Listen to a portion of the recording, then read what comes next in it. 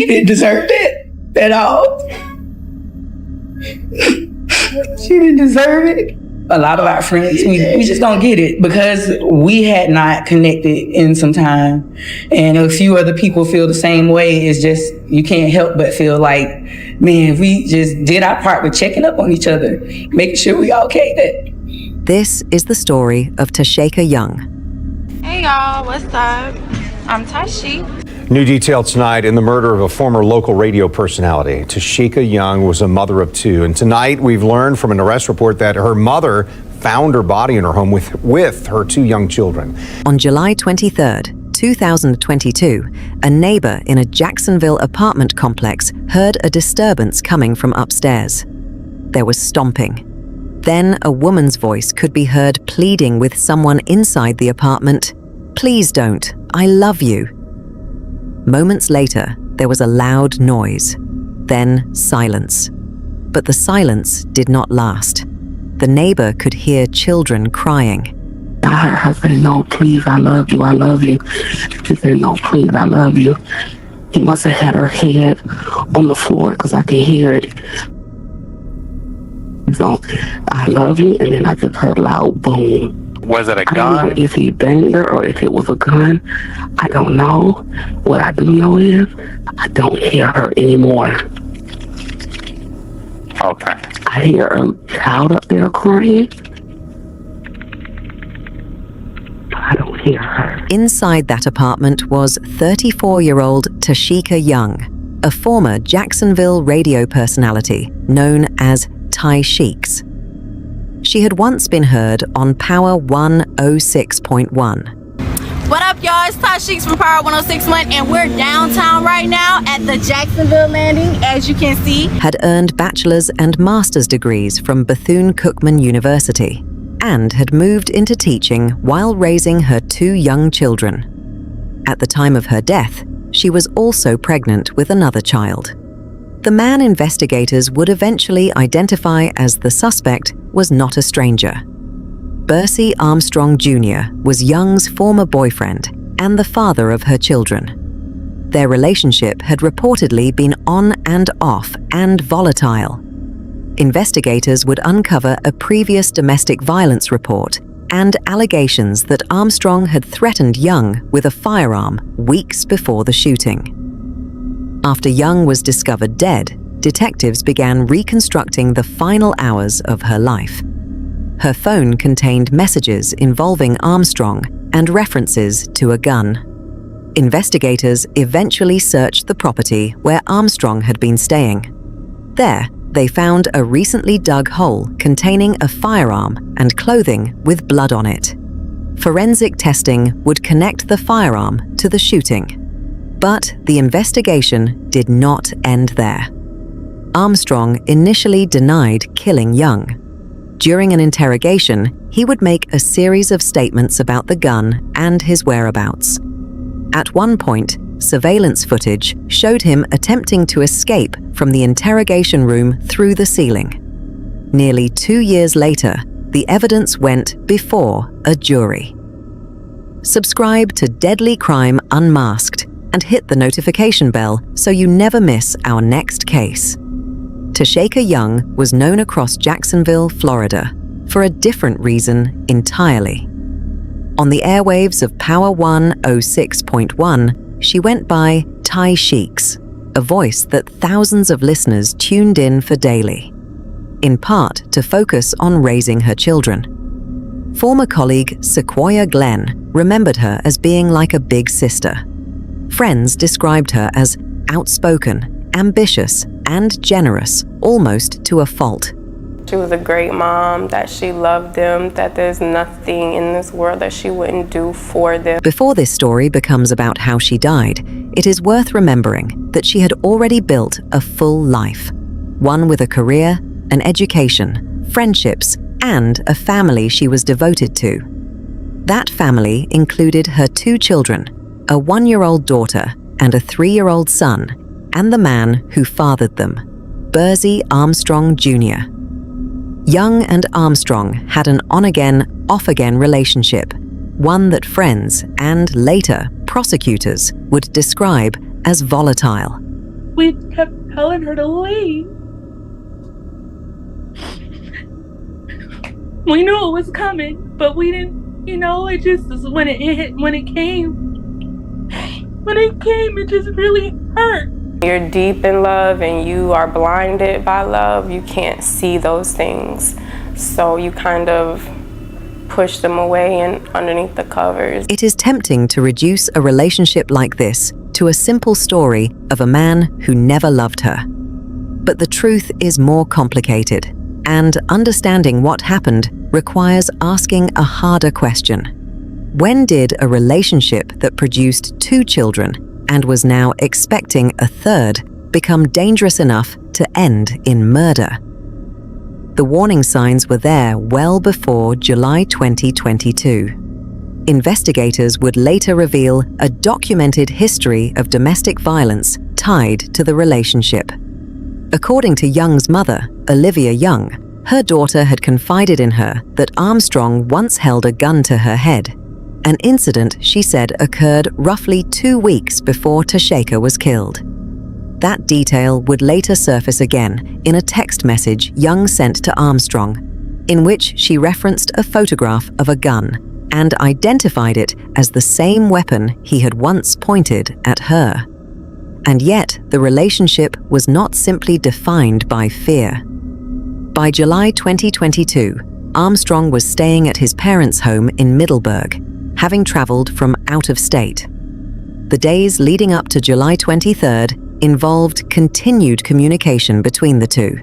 Conversations about their relationship, about the baby on the way, and, according to later testimony, moments where Armstrong reportedly dismissed Young, at one point calling her a has-been from radio.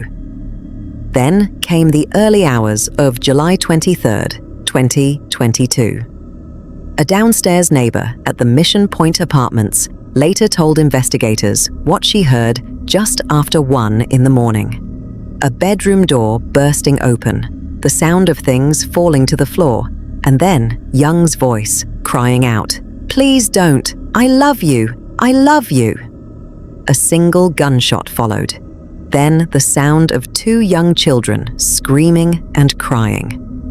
When officers responded to the scene, they were unable to establish probable cause to enter the apartment at that time, and they left. It would be roughly 12 hours before anyone found her.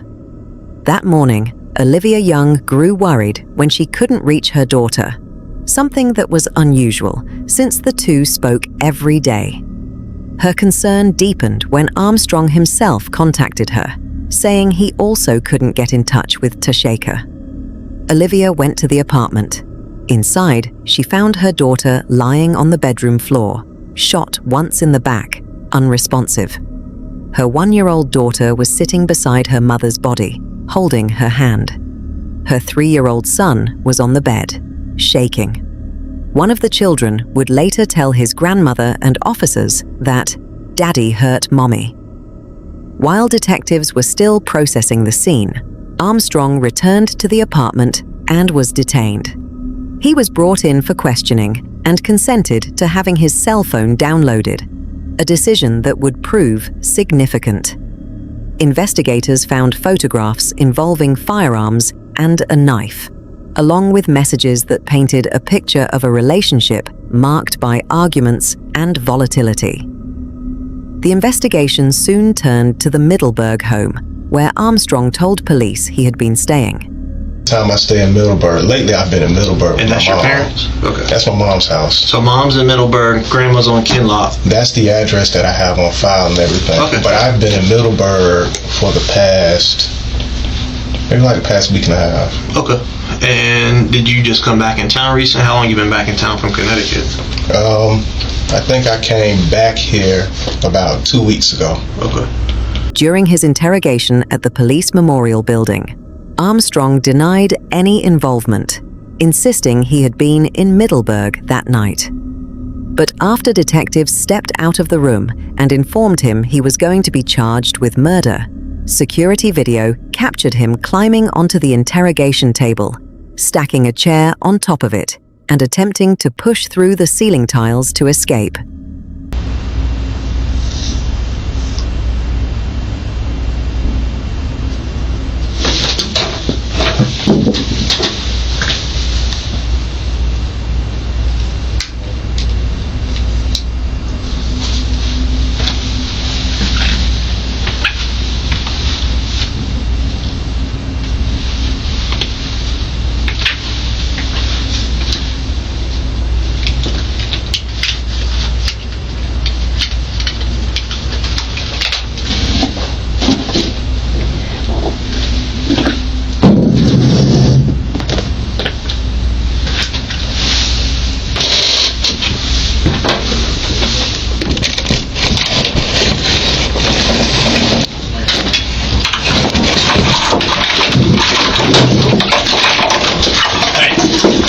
officers rushed back in before he could get away. When questioning resumed, Armstrong offered a different account, telling detectives he had given the gun to someone else, a person he claimed had gone into the apartment. Concerning, all right, to say the least. All right. I mean, there's stuff involving guns being put to heads and all that just within the past couple weeks. What's that all about? Knives? Oh, with knives. Yeah, she was a little violent. So what did she do? She pulled a knife out on me while I was holding my daughter. Okay. One day, and I had it wasn't even a real gun. It was like a fake gun. What kind of fake gun was it? It was like a BB gun. It was like a BB gun? What kind of, what did it have markings on it? It was something that was store-bought. It was a BB gun, but she tried to make it look like it wasn't. Did it have an orange tip? Yeah, it had an orange. It's just a BB gun. Yeah. Did it have like a removable, was it modeled after a gun? Or I don't even know what kind it was, but I'm not violent. Me and her, Why would she be sending you texts saying that you pulled a gun on her? I mean, it's a BB gun. You positive about that? Yeah, I am. What'd you do with the BB gun? It's probably still in her apartment. Well, I mean, when you were there, what'd you do with it? Oh, I pulled it out, and I didn't put it to her head. You didn't? No, I didn't. Why pull it out? Because I felt threatened and I didn't have a real gun on me. Do you remember what kind of gun that you reported stolen back in January? Yeah, it was a Glock. Do you know what kind? It was a 43X. 43X. Do you know what caliber that is?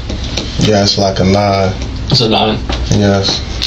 So in the picture messages that she sent you on your phone, it's not a BB gun. It doesn't have an orange tip. And on the side, you want to guess what it says? What? It says Glock 43X. Yeah, but the thing about that gun, I haven't seen that gun since January, and the BB gun that I pulled out, I don't think that she had a picture of it, but I know that gun is probably. Why would you even pull out a gun? I mean, she pulled a knife out on me. When did this happen? That might have been like a month ago. About a month ago? We talked earlier about stuff like that. You didn't mention anything like that. Yeah, I didn't call the authorities or anything about it. I mean, she didn't want to call the authorities either because she felt like it would have been child endangerment. Well, no doubt it's child endangerment. Knives and guns are being pulled with kids in the apartment. Yeah, but she had like a 22. I want to say it was like an LR or something like that. But she's clearly telling you in the messages, you don't care about me. You pulled a gun twice, I think it says, and put it to her head. No, it was just a BB gun. She told her mom about it too. Yeah, I know. I didn't really mention the knife, but if you look in the text thread, y'all got a violent history. No, but if you look at the text thread, you'll see that I Trust me, we looked, and the common theme in that text thread is a lot of violence. Yeah, I was non-abusive though. I didn't. Well, she's claiming that you were putting a gun to her head, and she's got a picture of a gun that matches the same gun that you reported stolen. But the gun, I think the picture of the gun that she had was probably like an older picture because the date on it's the 9th. Yeah, but which is 2 weeks ago. No, but the thing about an iPhone is people and I've seen her do it. That's how I learned about that type of stuff. iPhones, you could change the date of a picture through the app. Not even through the app, just through the phone. Why would she do that? I mean, she does stuff like that. That's just like she said that if you look at a lot of her messages, you'll see that a lot of the stuff was manipulative, and she said a lot of different stuff that was contradicting. Who was the girl you were seeing 5 years ago before her?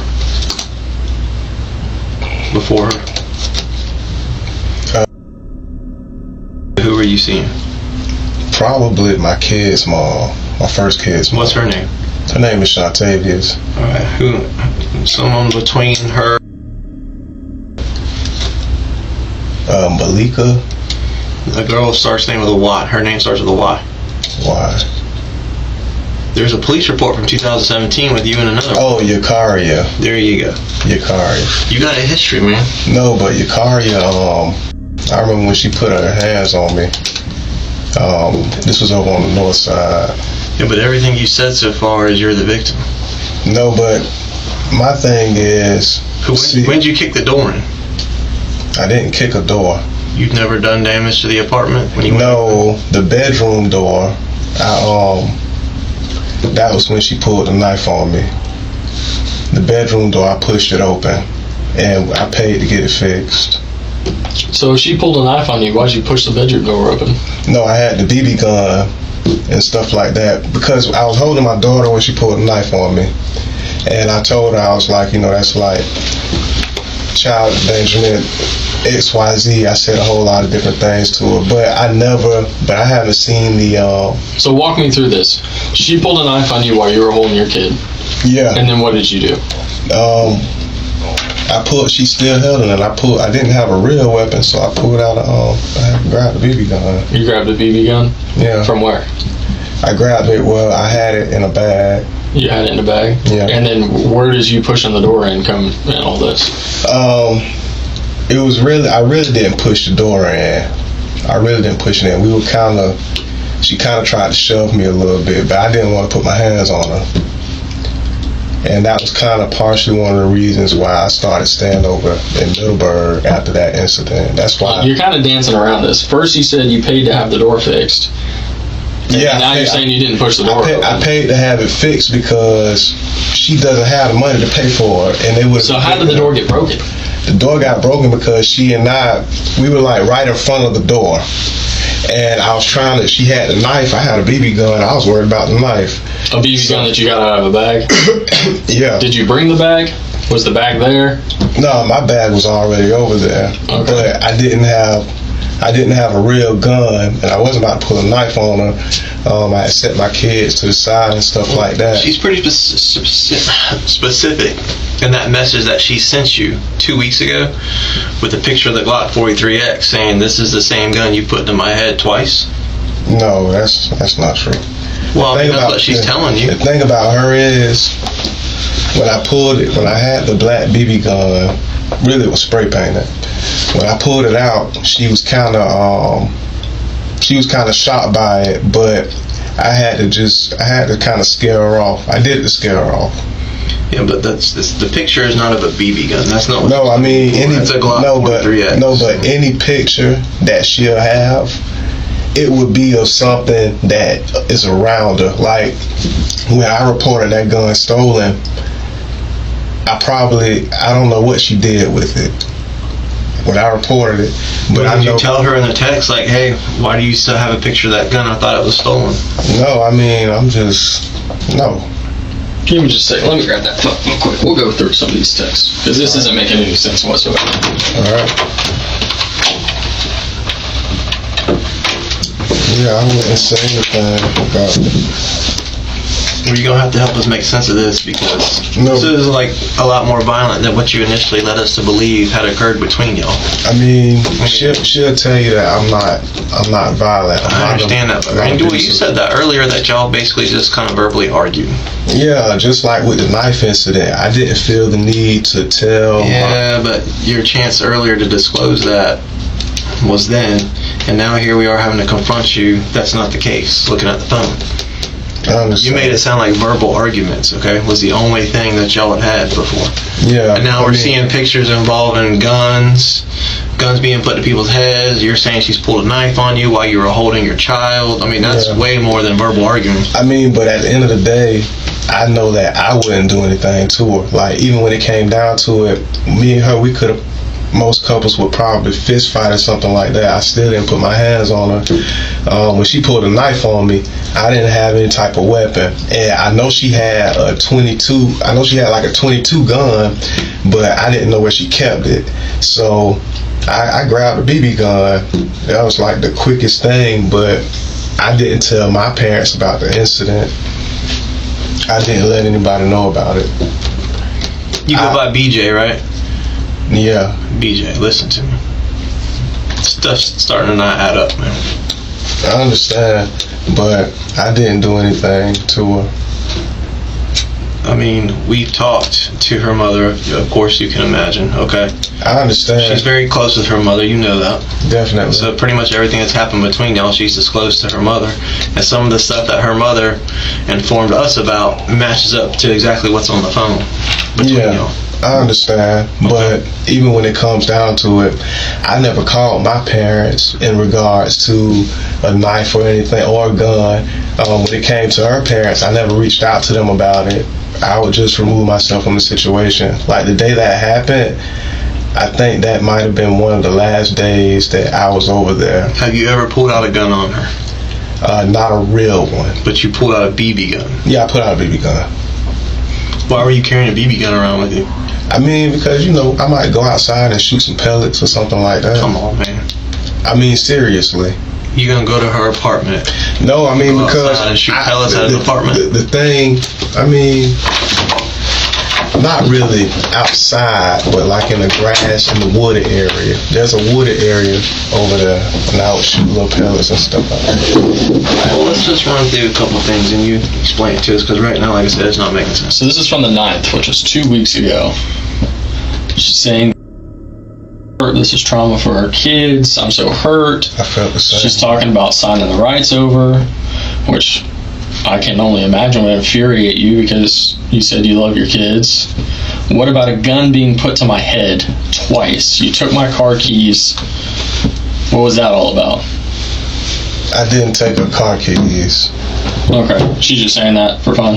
Yeah, I know she was trying to take the kids and stuff, but at that point, once she pulled a knife out on me, by her pulling a knife out on me while I was holding my daughter, I felt like she would have did anything. And I also knew that she had a weapon. So I moved the keys, but I gave her car keys back to her.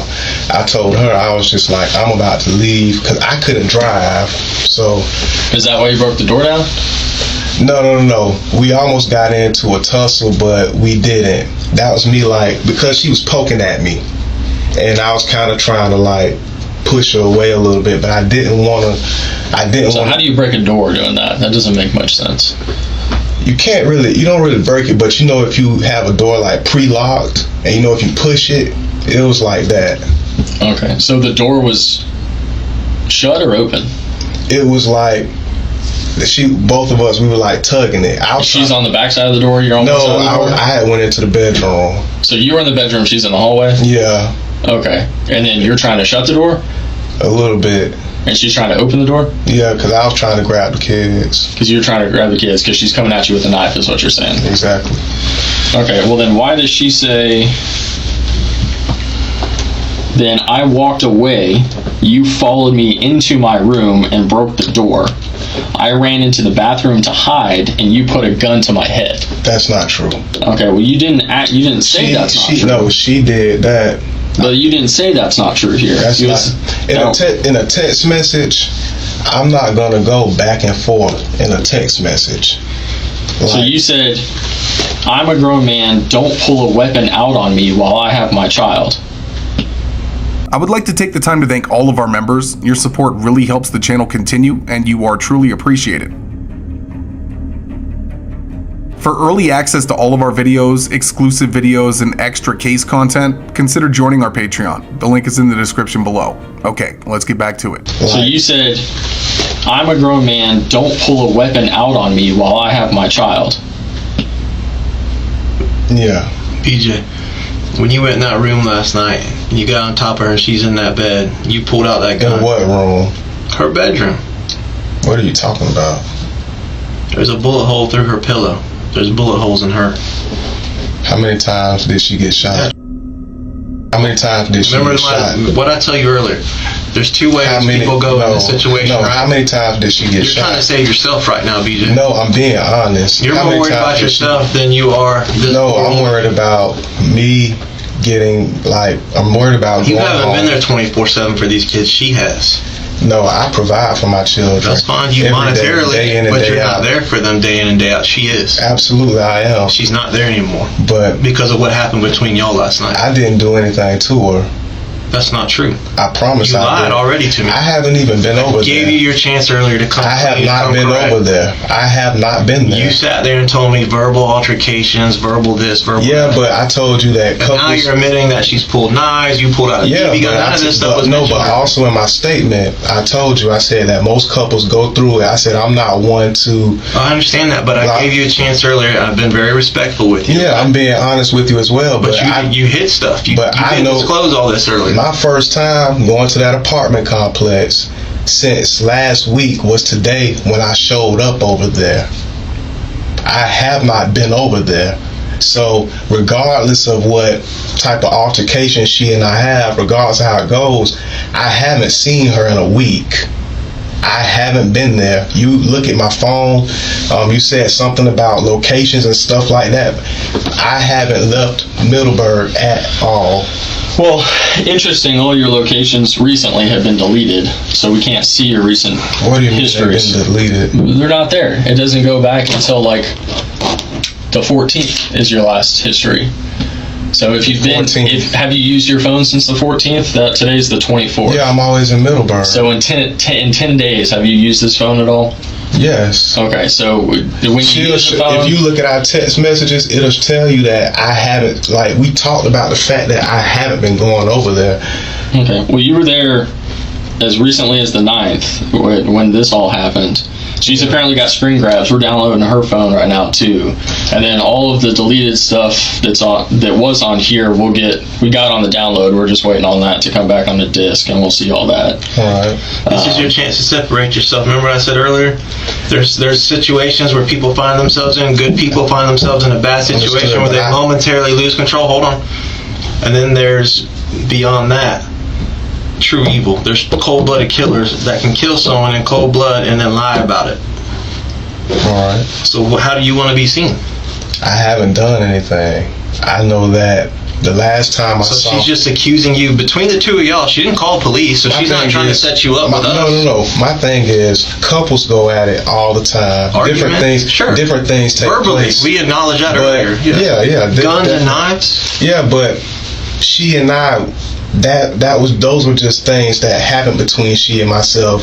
It even says in there, she'll tell you, like, I'm not violent. She says in the I know, because we talked about it, we agreed that I'm not a violent person. I wouldn't do anything to her. Well, I don't see that you're not violent in here. I see right here, she says, all I see is you putting a gun to my head, and I think I have PTSD from all the things you've put me through.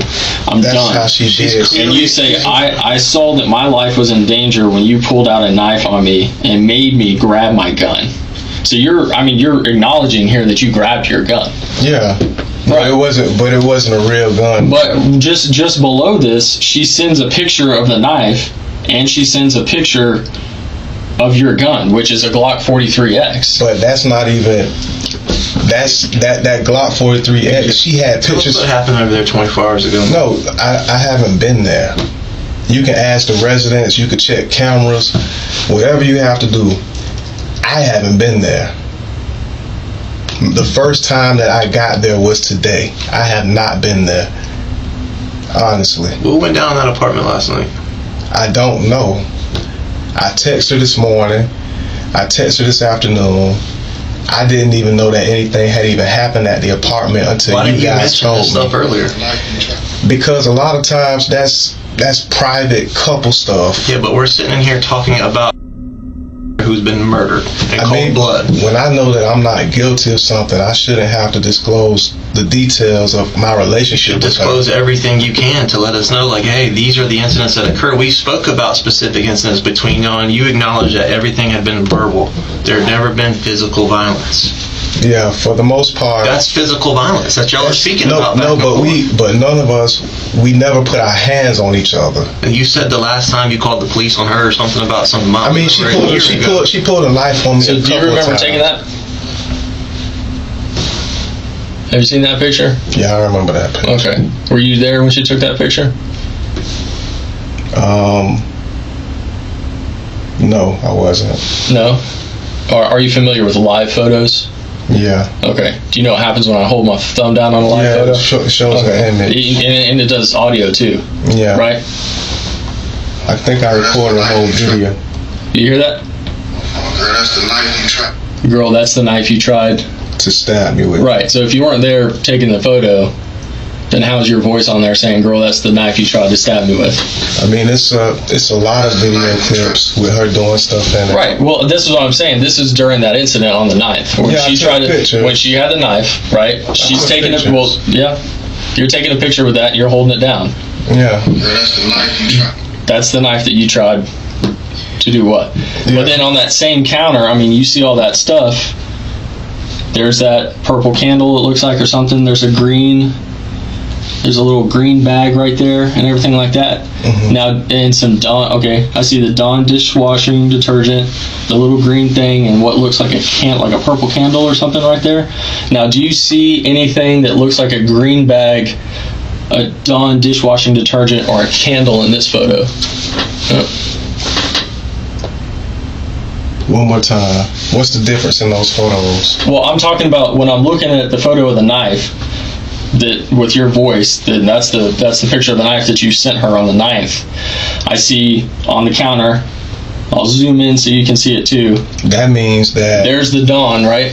That means that, and there's the candle, and there's that green bag, and right next to that green bag, do you see that?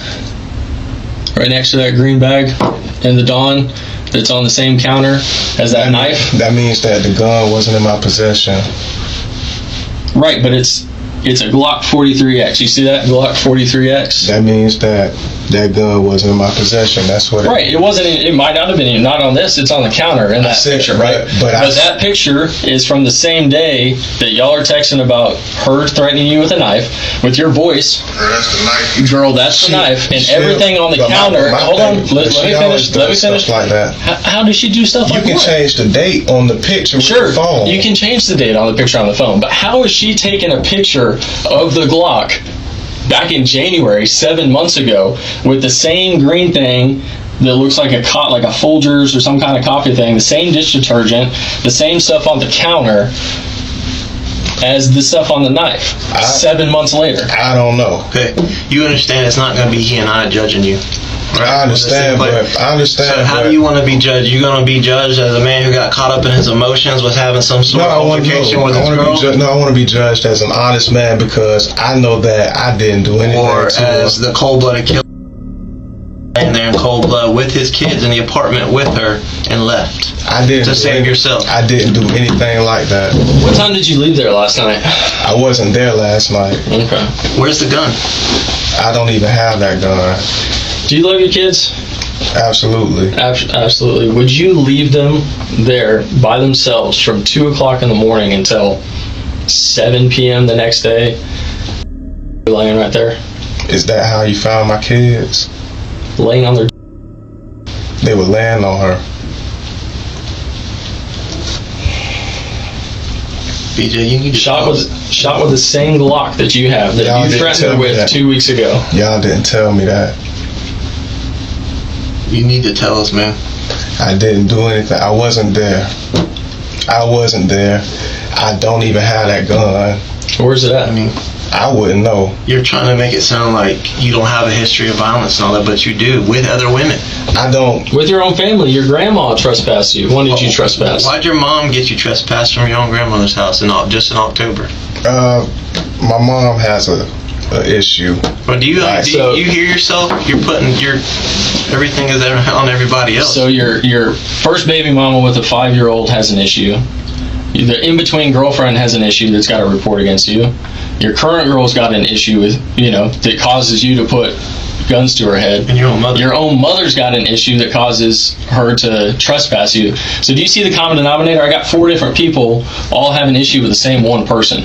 I understand, but when it comes to my mother, my mom has... Well, not just your mother and your past 3 baby moms. My mom has multiple sclerosis. I only have 2 so it's got nothing to do with kids.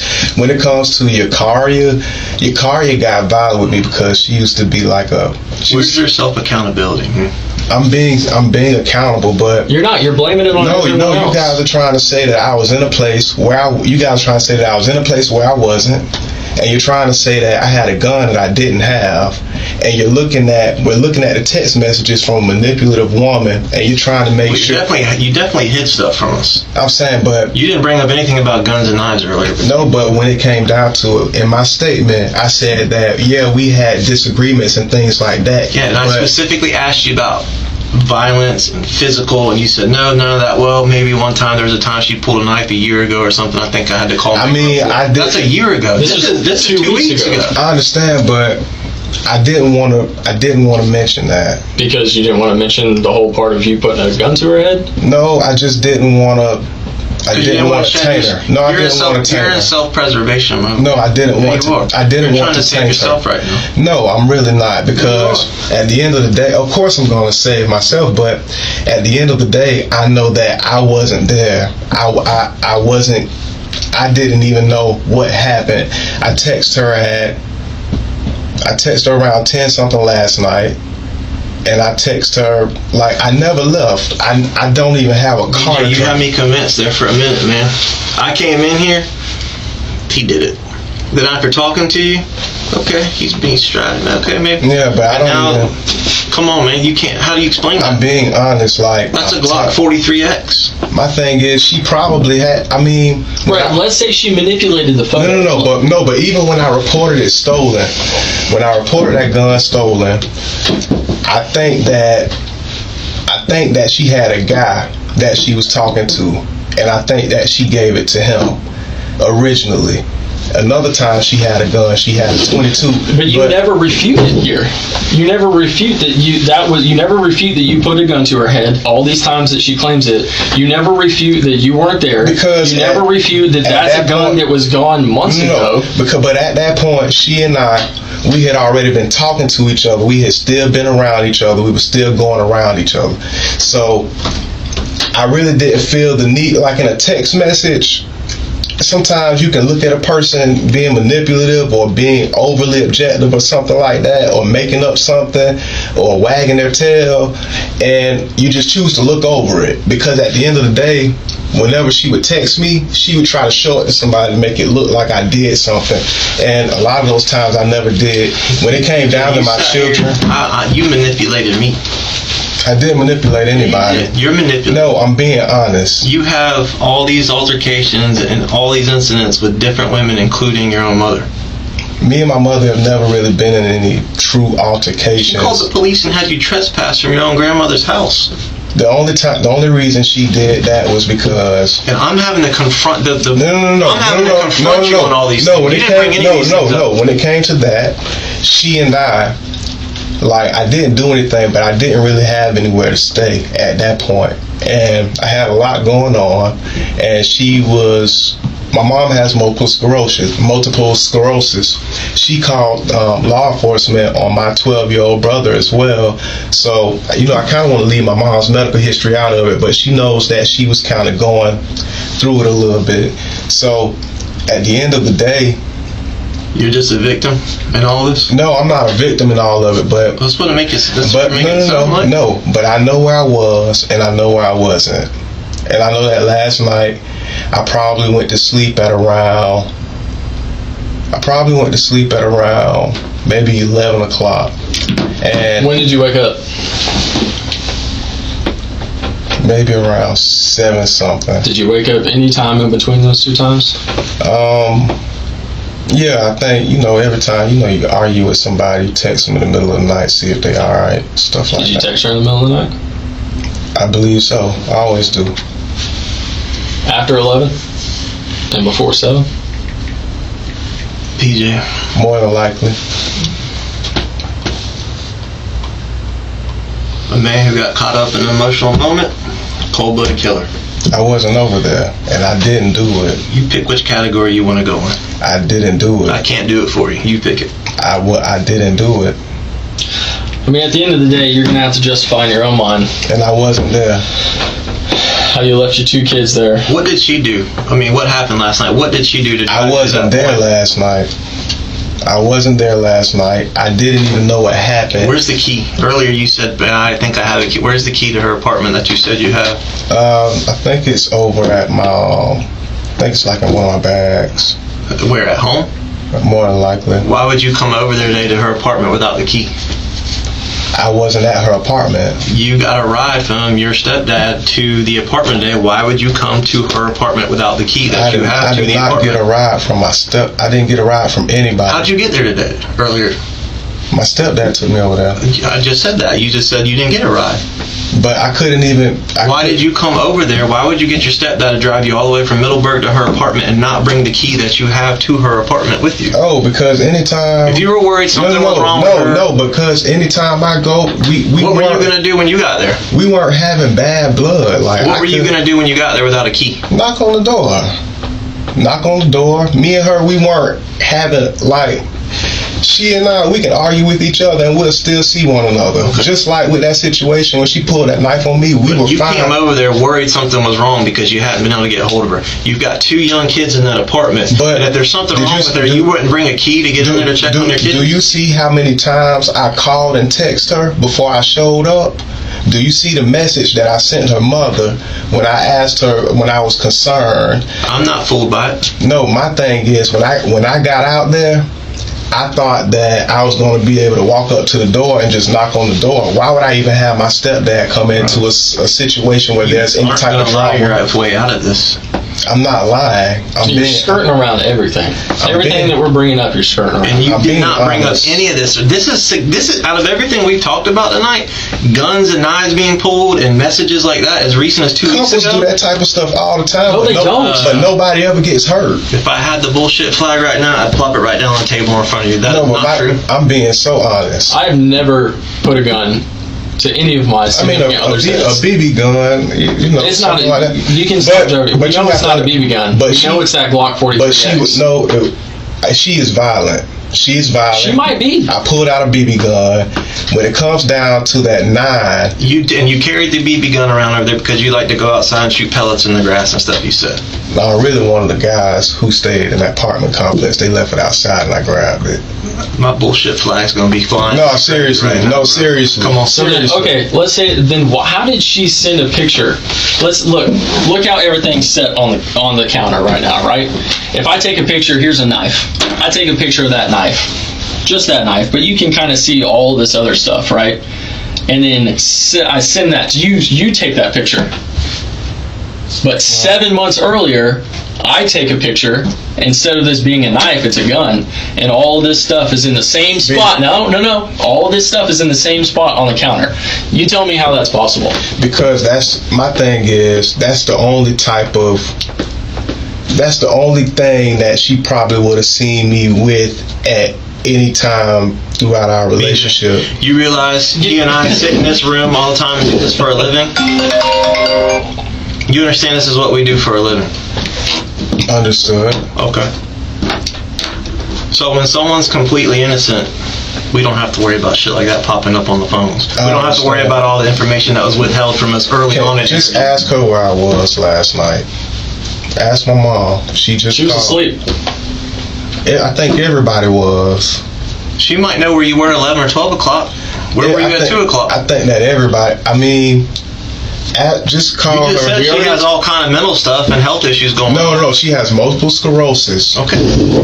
Which caused her to trespass you from your grandma's house, right? My mom had a lot going on at that point. You got a lot going on right now. But you got a lot going on. Understood, but when it comes down to it, everybody was together last night. Everybody. Until when? Until about 6 o'clock this afternoon. 6 o'clock this afternoon was the first time that I left. No, I left on a bicycle and rode to Walgreens and bought me a lighter earlier today around 2 p.m. and that was in Middleburg. What about last night? Last night, I probably sat on the patio on the porch and smoked a couple of cigarettes. I probably went to sleep. Until what time did you go to sleep? I probably went to sleep around 11:30. Okay. And I know I texted her. I probably went to sleep maybe around 1. I don't know. It was late. Last time I texted her, between the time I went to sleep, it could be a different time. But I know that I sent her a text. I was trying to see if she was awake. It's like, hey, you up? What'd you do to your elbow? What do you mean? You got a wound right there on your elbow. Where'd that come from? Where? Right there. Oh, that happened. You said you used to play on your laptop and sit in the house all day. What did you do? No, this came from the back of that police car when they with how the seats are, the plastic. Can you do me a favor? Same thing with Can you jump up and take your shirt off?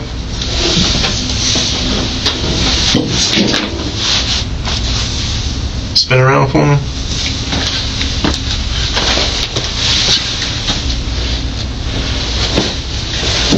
You need to tell us what happened over there, man. I didn't do anything. I haven't been there. I want to know what happened over there, just like you.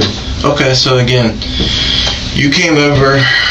Now we're talking yesterday afternoon. Okay, you got there at what time? 5 o'clock, 5:30ish. Not long after we got there. Today. You showed up. You came from across town, knowing in your mind something's wrong, something's not right. She's not answering the phone. I've got my 2 young kids in there, and I can't get hold of her. This is not like her. It disturbed you enough that you had your stepdad drive you from Middleburg all the way to the north side of Jacksonville, but yet you went without the key? Yeah. That doesn't make sense. Because, I mean... If you're going to knock on the door, she's already not answering the phone. What if something's wrong with her? How are you going to get in there? At least I would have known that she was home and everything was fine.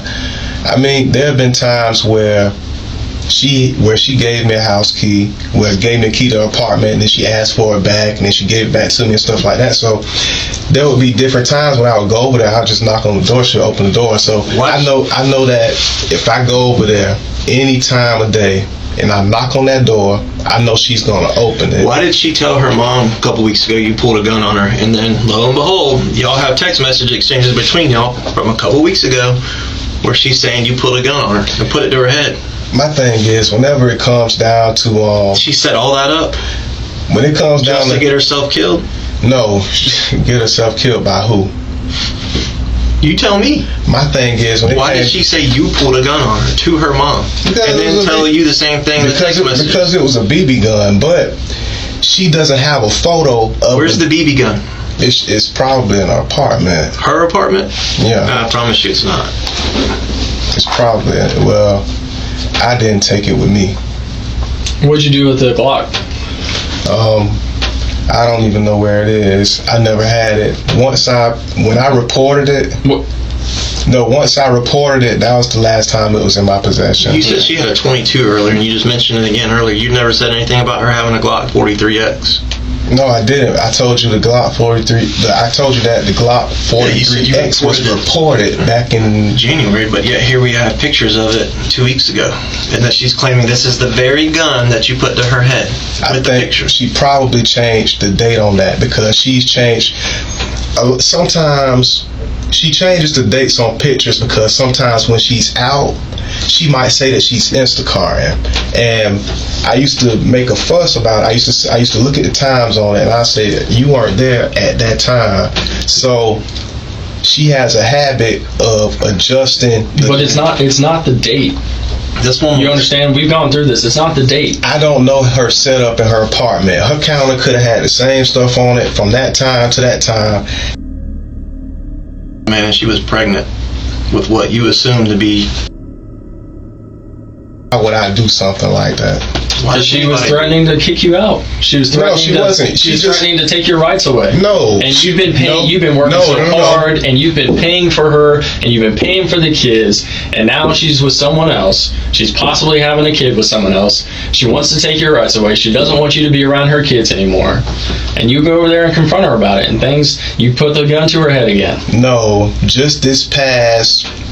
When was this? Wednesday. Just Wednesday, she told me, she was like, I would never do that. I would never try to terminate your rights. And I think she said in the text. No. Look at the most recent text. The most recent text say that she wants to be.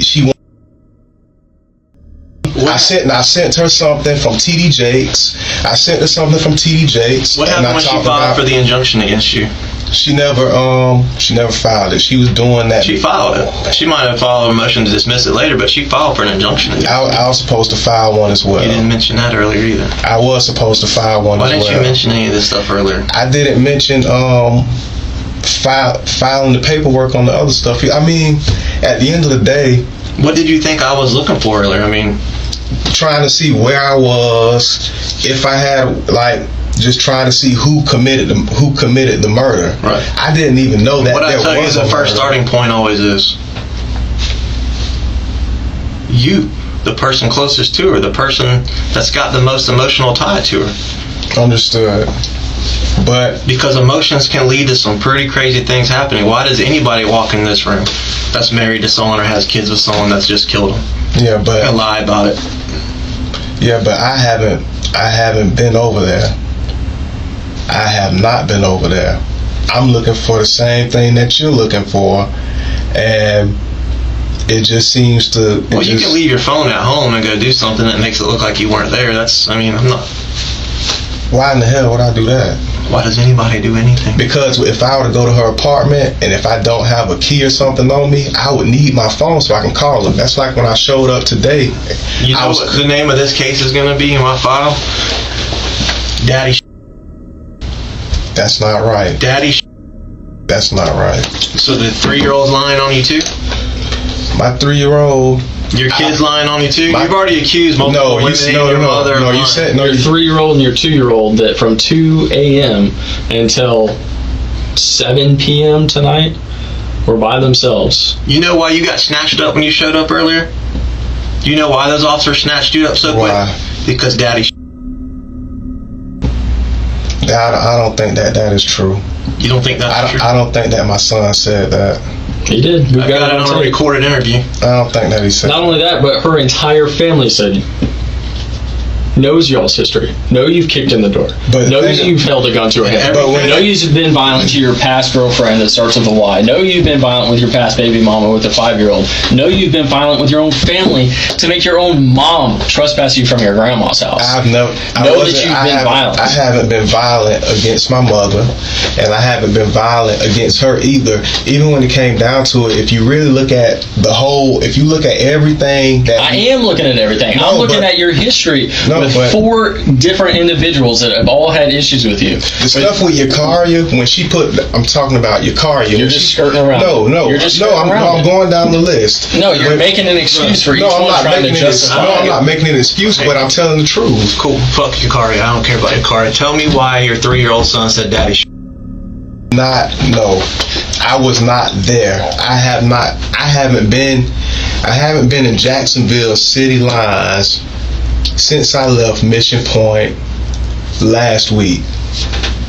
And my mother, you can call my mother and she can. You haven't been, or your phone hasn't been? One more time. You have not been, or your phone hasn't been? I haven't been. Why don't you have any location history on your phone since July 14th? Why is it there and up until July 14th and then it's not? I don't know. Just call my mom. I don't. We talked to your mom. All right. She doesn't know what you did after 11 that night. She went to bed. I don't have a car. Your dad went to bed. Well, that didn't stop you from getting all around town all the time. July 14th was last week, right? That's the last time you said you were there. Your phone shows that. You already knew that when you told me that you had deleted it up till then. That's why you said that. No, that's not why I said that. You know your phone wasn't with you last night when you went back over there and to confront her, to do whatever. I had my phone next to me last night. My phone was next to me while I was in bed. Up until the point you left. No, I didn't leave at all. Why would I leave without my cell phone? Why would I leave without my cell phone? Because you knew what you were going to do. Seriously, why would I leave without my cell phone? Why'd you leave with the Glock 43X? I didn't even have a gun. How did that gun go missing in January and then it resurfaced on the same day that she's claiming that you're holding a gun to your head? Because that you're taking a video of a knife that she threatened you with on the same counter with the same items that the gun is sitting on. Because that you claim is some big coincidence. No, because she doesn't have a picture of a BB. She doesn't have a picture of a BB gun. Right. She's got a picture of a Glock 43X. Yeah. How is that the same gun that went missing 6-7 months ago? I understand. That is now on her counter. When you talk about 2 weeks ago, when you talk about she's claiming you held a gun to your head. I understand, but when her door got broken. I understand, but when you talk about the staging of everything, people leave things set up in a certain type of order on their counters all the time. So I can't help if, like, I don't stay there. I can't say if she had a green box or a blue box. Some people set their stuff up a certain type of way, and she was one of those types of people. When it comes down, do you understand how big of a coincidence that is, and just how silly you sound right now? PJ, I'm not in Jacksonville enough for a gun to be there. You're an educated man. We are too. Okay. The difference is we do this for a living. You don't. So we recognize when it smells like shit, it's probably shit. Understood. Okay. Understood. Your story, in everything you said earlier, okay, I was trying to give you the benefit of the doubt. But you failed to mention some pretty crucial stuff. I mean, at the end of the day, you tried to paint this picture like y'all just had normal little arguments against verbal. They weren't normal. That's not normal. I mean, but nobody was fighting. We weren't putting our hands on each other. Pulling BB guns out, knives. But we weren't putting our hands on each other. Sending pictures back and forth of knives and guns. Yeah, but even in the text messages, she'll say that, yeah, thank you, I'm glad that you aren't a violent person, because she knows that I would never put my hands on her. Busting doors down. I mean, come on. Yeah, but look. She said she has PTSD because of the things that you've done. She would say anything. Held a gun to her head twice. She would say anything. Do you know what she said right before she got shot?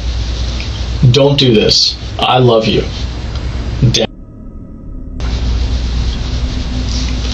Do you know that's an apartment? It's a 3-story apartment complex with adjoining walls. You think no one heard? So if she said, you think no one heard a boom? You think no one heard the door? So she had a guy. So she had a guy outside of me.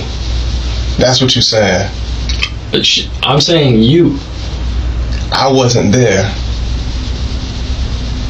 I wasn't there. Okay. Earlier I was believing you. I don't believe you anymore. I wasn't there. That's the truth. Cold-blooded killer. I'm not. Well, we thought it was a heat of the moment, maybe an accident, some kind of passion thing. Because that's understandable. What it was, because you lose your temper. You're about to lose your family. You've been working so hard, paying for them. That's one thing. That's understandable. I can understand how that can happen. What I don't understand is a cold-blooded killer that can shoot someone that loves them, that says, "Please don't shoot me. I love you. Don't do this." Then leave in a room for over 12 hours with their by themselves, goes back home and acts like nothing's happened. That's what I don't understand. That's the proof that I didn't do it. Because I would never leave my 2-year-old I would never leave my 1-year-old or my 3-year-old anywhere by themselves. And the simple fact that I wasn't there shows that if that's what was said, it shows that she was probably dealing with somebody else. I haven't been there in over a week. And even when you look at my locations and everything like that, because you deleted them. How can I delete my location? You deleted everything after the last time you were there, which you told us about. I didn't delete what? Delete my location? How do you delete your location from your phone? You understand how many people have sat in that very chair and tried to run the same game you're trying to run? No, don't phones link up to towers in certain areas? Don't the towers pick them up or something like that, and you can tell the vicinity and stuff like that? So I don't hide my location from my phone. Just look at everything. Just look at it. And you came all the way over there knowing something was wrong without the key to even get in the apartment. Because if I knock on the door, I've been trying to get in contact with her all day. Okay, so if you can't get in contact with her, what makes you believe she's going to open the door? No, but I called her mom, and when I called her mom, and I was like, hey, just tell me. And her mom was like, all right. And I didn't hear anything from her mom, and I still got work because I plan on really being in Jacksonville that much longer. So I wanted to make sure everything was all right. Once I got to the scene, I still didn't know what was going on until, I asked you guys, I asked different police officers, and they said that they couldn't tell me what happened until I spoke to the detective. You know what she told her mom about you? That you're a one person 1 minute and a completely, totally different, violent person the next minute. She was the same. And you have all the history that shows that. She would including the history with her. She would say anything. I can't really. That's what you're doing right now. No. But even in a text message, she's like overly manipulative when it came down to it. You just walk around with a BB gun just because you might feel like going outside and shooting pellets. No. I didn't walk around with it. But you just happened to have it when she threatened you with a knife. No, one of the guys left it on the steps. The same day? No, not that same day. Well, how did you just happen to have it to pull it out on her when she pulled a knife on you? Because once I think I grabbed it. You think? I think I grabbed it a while prior to that. You don't specifically remember having to pull a gun on your own and get a knife pulled on you? A BB gun? That's not something that's specifically ingrained in your mind? It was a BB gun. I don't even think that she... It was a Glock 43X that she took a picture of the same day. The same Glock 43X. What I'm saying is, I don't even think that she knew that it was a BB gun until I said that. You said it had an orange tip.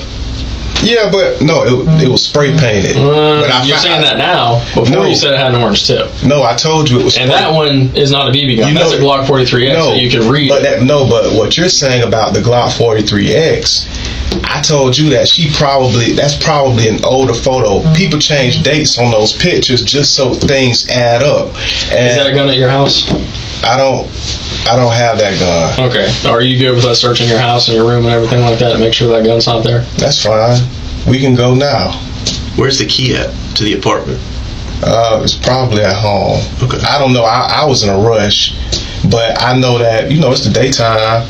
I can it's the daytime. I can knock on the door or something like that, or ring the doorbell. That's why when I saw the scene, I called her. I sat there because they were like, we're not letting anybody else in unless you're a true resident. I sat there for a while calling her to see if she'll answer the phone so I can kind of skip through. So when I go pull video from your parents' neighborhood, what's it going to show around, I don't know, midnight, 11 o'clock, 1 o'clock in the morning last night? What video?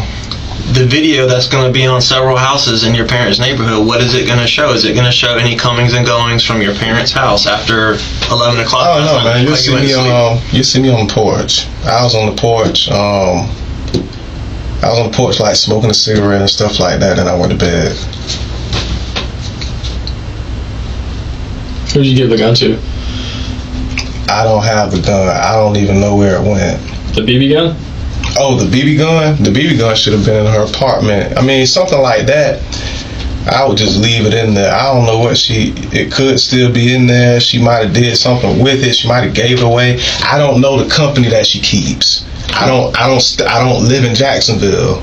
So for me to try and sit and count who she has around her and what objects she exchanges with them, I don't know. After you held this BB gun to her head, you just left the BB gun there when you left? Yeah, I did. So you made her think it was a real gun, and then actually, I tucked it in a drawer. And left. Which drawer? It wasn't any use to me. Like in the kitchen, not in the kitchen. I put it somewhere high so kids couldn't get to it. What drawer is high? There was a drawer where there would be like pots and pans, and there was another drawer where. So the gun you wanted to make her think is real, that she thought was real, that you held to her head. She panicked. I tried to scare her because I knew that she had that 22. That's like with the 22. I saw that in her apartment. I didn't take pictures of that, but I knew she had it, and she would because she didn't hold it to your head and threaten to kill you. No, but what she would do is anytime me and her would get into arguments and stuff, she would go and show her mother stuff. So when she would show her mother stuff, she would try to make it manipulative. Don't do this. I love you. Don't do this. Those words ring a bell to you? No. Daddy. That's not true. I wasn't there. That's not true? Is that what you're gonna say when you're sitting in a courtroom and that interview gets played? I wasn't there. What do you think a judge is gonna think when you tell him this? That I just found a BB gun. Oh yeah, I just happened to have the BB gun with me when she threatened me with a knife. Oh yeah, she knew it was a BB gun. Oh, I just held it to her head. The fact that on the same day that I held a gun to her head, she sent a picture of a Glock 43X, which is the same gun that I know and carry. The same gun that I said I had. I pulled a gun. Me not giving you texted her and said you pulled a gun. But me not giving you details about the BB gun, I would just say, yeah, I had a BB gun on me. I Can we wouldn't stop tell you calling it where I BB got gun? it We from. know it's not a BB gun. No, we know it's the Glock 43. No, it wasn't. It really wasn't. And that's the truth. Even when you talk about my location from last Do you think night, anyone's believing that? I wasn't there. I mean, you were there. You just said you were there. When I was there earlier today, around 6, but I wasn't there last night. I'm talking about when you were holding the gun to her head. No, when I held the BB gun to her, the Glock 43. When I held it out, yeah. I mean, I was over there then, but I think that she thinks if you look at a picture of that gun and if you look at a BB gun, she wouldn't know. How many women are in your rotation right now?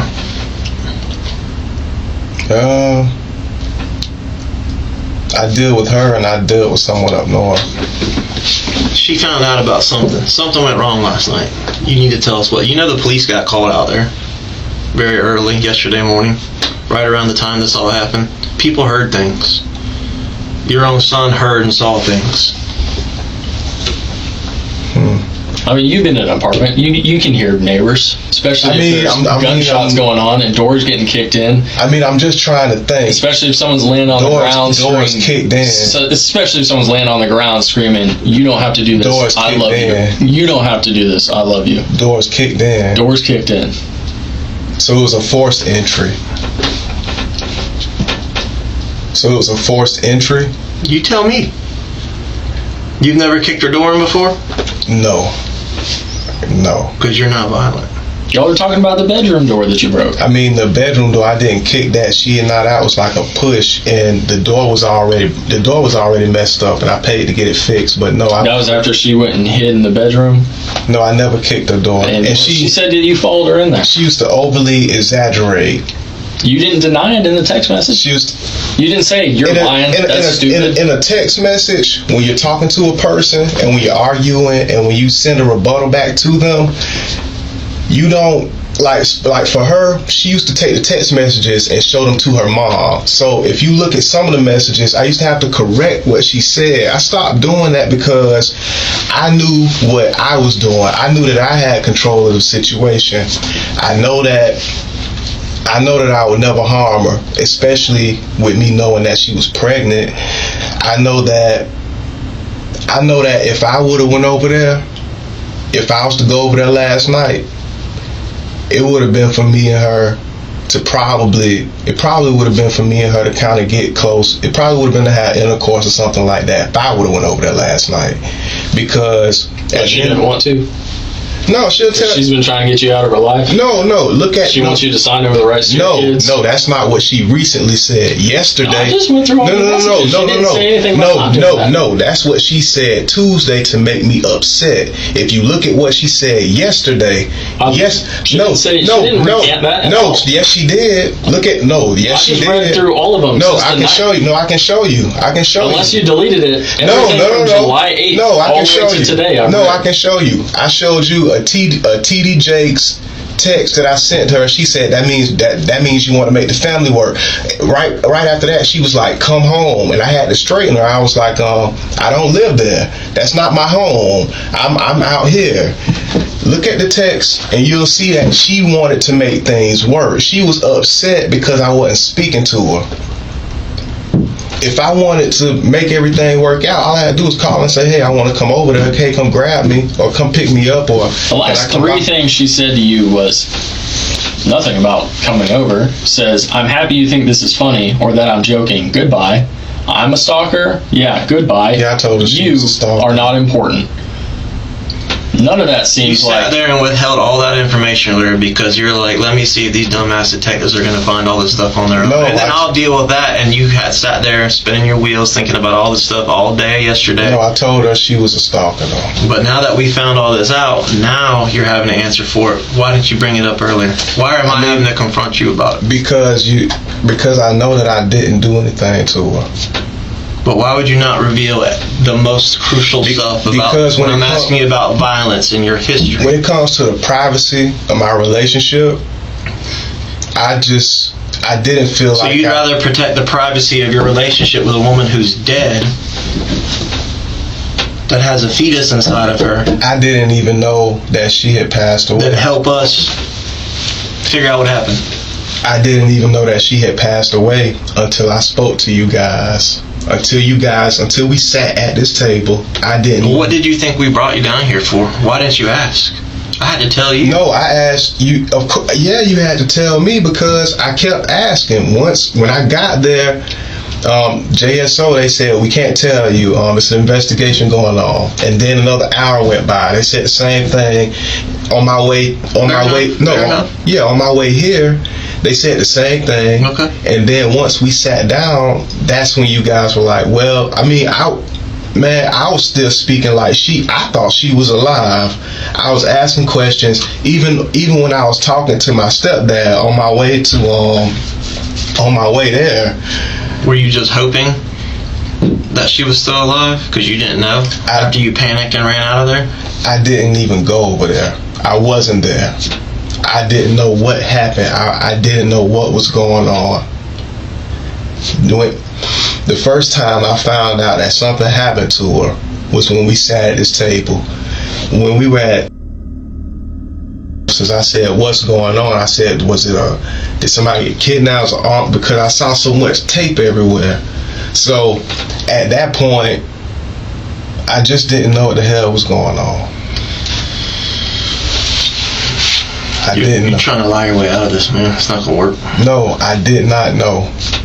I honestly didn't. I sat here earlier and I listened and I rolled with you and I rolled with you and I rolled with you. I'm telling you the truth. And now look. I'm telling you the truth. I wasn't there. I don't know what happened over there.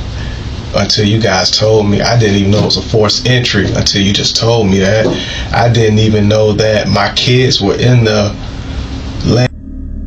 land in there when it happened until you just told me that. I didn't know that it was a murder until you told me that. I didn't know what was going on until you guys mentioned what happened. For my kid, who knows, man? She ain't got no other man in there calling 3. If you're still coming around, other man in there, she's got her kids calling daddy. I've had her. She said to me one time that she wished she had a daddy. She said that to me one time, and I started looking out for her a little more. But she said stuff like that, daddy. She said stuff. No, you don't have to do this. I love you. You don't have to do this. That's how she talks. Like, she'll call a man daddy. She said to me, and she was like that before I met her. That's how she is. And she's gonna let her 3-year-old call another man daddy, knowing that you still come around there. She only sees me once a month, if that. I don't even stay in Jacksonville. Where'd the 43X come from? When I originally purchased it, I think that I had bought it from Shooters. From Shooters? Yeah. But one day, what year, when did you buy the 43X? Like last year. You say like last year, when? I can't recall. I don't remember. I mean, summertime? Might have been. Could have been. About how long do you think you had it before you reported it stolen, missing? Maybe 6 or 7 months, probably. Maybe longer. I'm not sure. I would have to look at the receipt. But when it comes down to it, I know that I left it in her apartment one day and it was gone after that. And I hadn't really seen it since. And that was back in maybe January. I wasn't even over there when I reported it stolen. And she was trying to look for it, help me find it, stuff like that. But I think that she had stolen it. I think that she had a guy that she was talking to on the side, and I said this to her one time. I told her, I was like, whoever you're dealing with, they need to return my gun. And she was like, I said that one time, but there's no way to verify that. But she told you last night you're not important. And you didn't like that. You couldn't handle it. You went back over there. And she didn't want anything to do with you. I didn't go over there. I said, she and I, we would insult each other. I know who I am. I'm comfortable in my skin. So she said worse stuff than that to me. And I didn't budge or say anything. So at the end of the day, You're saying all this with a smile on your face. No, because it's funny. No, it's funny when she says stuff like that because What's funny? because she and I. She'll insult me, I'll insult her, and then we would go on by our merry way. Like you just said earlier, you weren't really interested or didn't really. No, I still prod around if she was messing with other people, this and that. Because I can't monitor that type of stuff. Because if I stayed in Jacksonville and I knew that I was gonna see her every day, it would be different because I can monitor that type of stuff. I can clock it. I can say, you work from this time to this time every day. Why didn't you stay in Jacksonville? Why'd you leave? I wanted better for the family. I wanted her to move. That was another one of the texts we had last night. We were talking about her moving up north. If you look at my phone, I just read all the way back to the 12th again. I didn't. No. If you look at the text, there's a text from yesterday that said that I wanted her and the kids to relocate up north. How are you gonna play that, knowing that you have a girl up there? I know I don't really have a girlfriend up there. Well, you said you had a girl up there. No, you said how many chicks do I have? Yeah, she's my. I had a friend, but it's not like a girl who I go on dates with. It was a girl who, I would socialize with every now and again. Nothing serious, no photos, nothing public, no real dates. It really, if you want to talk about it, she's the only woman that I was truly dating. But I have flirted with another female. At the end of the day, if you look at the text, you'll see that I chose to tell her. I told her that I wanted her to move with me. I see where you say you trashed your apartment and pulled a knife, and then you got mad because I grabbed my gun. And then she sends a picture of the door completely shattered, not from just tugging on the door like you said. And then you say the only thing I broke was the door. True. So, I mean, that's contradicting what you're telling us now. And then sends a picture of a Glock 43X. I mean, yeah, but if you look at the Glock 43X, that's probably an older photo. I did mention everything on the counter is the same as when you. I don't know how she set everything up on her counter. I don't know how that. That's silly, man. I'm serious. That's silly. I'm serious. Even when it's not even a creative. No, it's not even a creative excuse. No. But seriously, even when you look at our text messages from yesterday, you'll see where I said I prefer to move up north, and that was when she said, well, 2 out of 3 texts yesterday she said goodbye, stop talking to me. That was late. No, that's not. If you look at the trend of our text messaging, look at 2 text messages before that. I'm looking at the ones where she's saying you're holding a gun to her head. I'm looking at the ones where she's saying you broke her door. I'm looking at the ones where you said yes, I grabbed my gun, and where you said yes, I broke the door. All that stuff is old. And from 2 weeks ago. It was a BB gun, and that was the last time I saw her. You didn't say I grabbed a BB gun. You said I grabbed my gun. A gun, a BB gun, it's the same gun that thing. she took a picture of. It's the same. No, it wasn't. Yes, no, it wasn't. And the last time I saw this mythical BB gun that you just found outside, and then now it's not mythical. If you go in her apartment, it's not there right now. We searched the whole apartment. It's not there. Her apartment, bro. We've been in her apartment all night. It's not there. Even when you look at our text messages, how can you explain the BB gun being gone? It's not there. I don't stay there.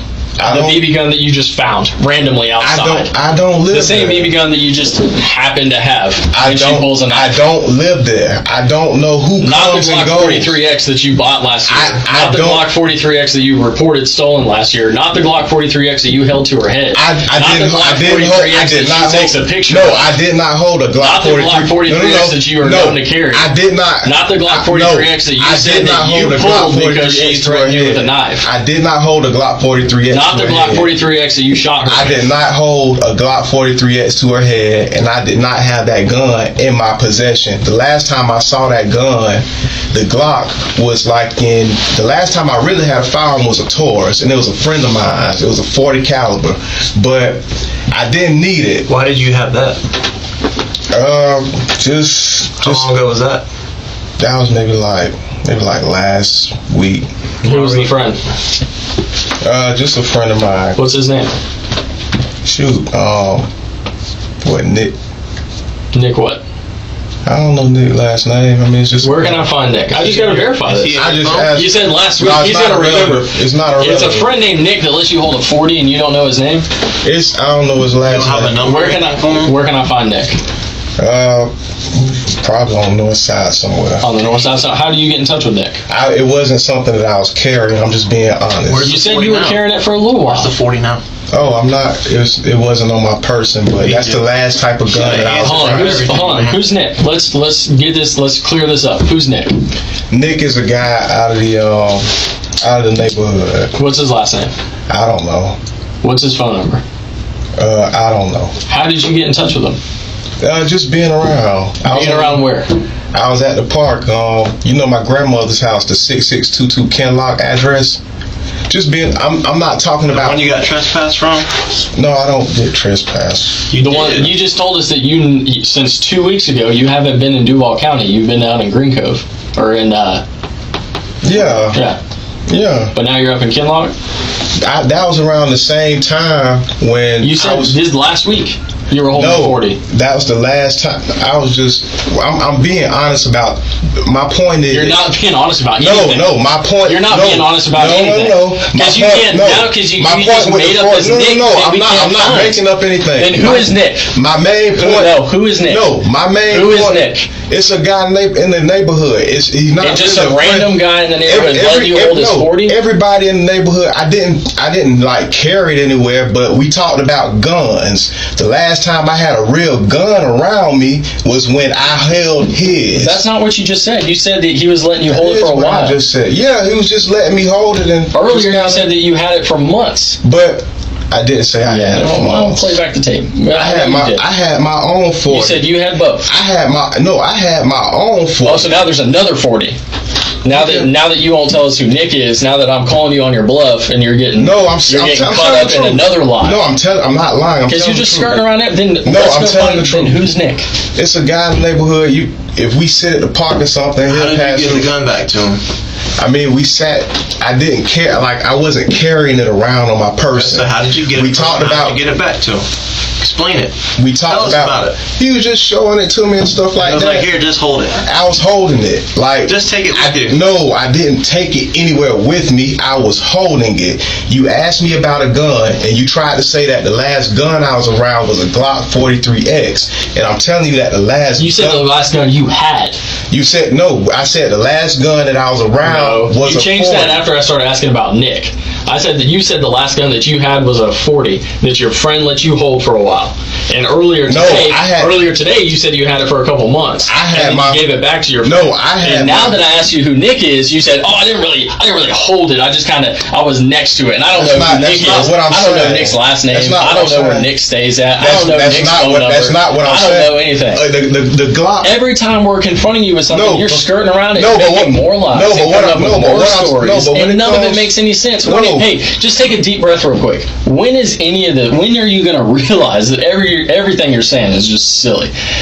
And it can't be substantiated. It can't be verified. You're not being honest about a damn thing. You're not being honest about anything. The only honesty that we've said in here. Honest God truth. The only honesty that we've said in here is don't do this. I love you. No, but don't do this. You don't have to do this. I don't know what you're talking about. The last Taurus, if you look at my record of guns that I bought with my own money, you will see that I purchased a 40 caliber Taurus from Shooters Jacks. That gun is missing, but I didn't report it stolen. I looked for it, I didn't report it stolen. How long ago was that 40 caliber Taurus? I bought that gun like 4 years ago. So you just told me that the last gun you had was a 40 caliber Taurus. We asked you what happened. The last. We asked you what happened to it. You said you gave it to your friend Nick. The last. And I said this is Nick, and now you just fabricated a whole story. You made up Nick. The last gun that I was the reason I told you that was because you tried to make it like the last gun that I had in my possession was a Glock. Why 2 shots? Why'd you shoot her twice?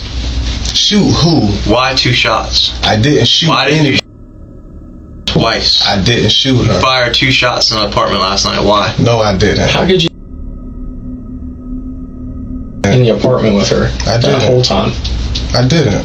How can you say you're just so calm and cool? Because I'm being honest. I gave you two options earlier. I gave you the path of emotional, things went down, something bad happened, I'm not a bad person. I wasn't even there. And then cold-blooded killer, I'm gonna lie, and I'm gonna protect myself. I wasn't there. Damn her, damn them kids, damn that unborn baby. I gotta look out for her. This is pure evil. I love my children. This is pure evil. I love my children. I'd do anything for my kids. I would never leave my kids in an apartment. Would you do anything to stay with your kids? I would never leave my kids alone by themselves. I would never leave my kids unattended. You would do anything for your kids? Yeah, I'd do anything for my children. You would do anything for your kids. Nothing can separate you from your kids. Why didn't you just stay home, work distance? Home? Why didn't stay here, work, and live with her? Because I started a life up north, and if you look at the you had kids here. Yeah, but I was doing better than what she was doing. I was the breadwinner, so the best situation for us to have would have been for her to just come where I was at. But instead, she wanted to terminate your rights.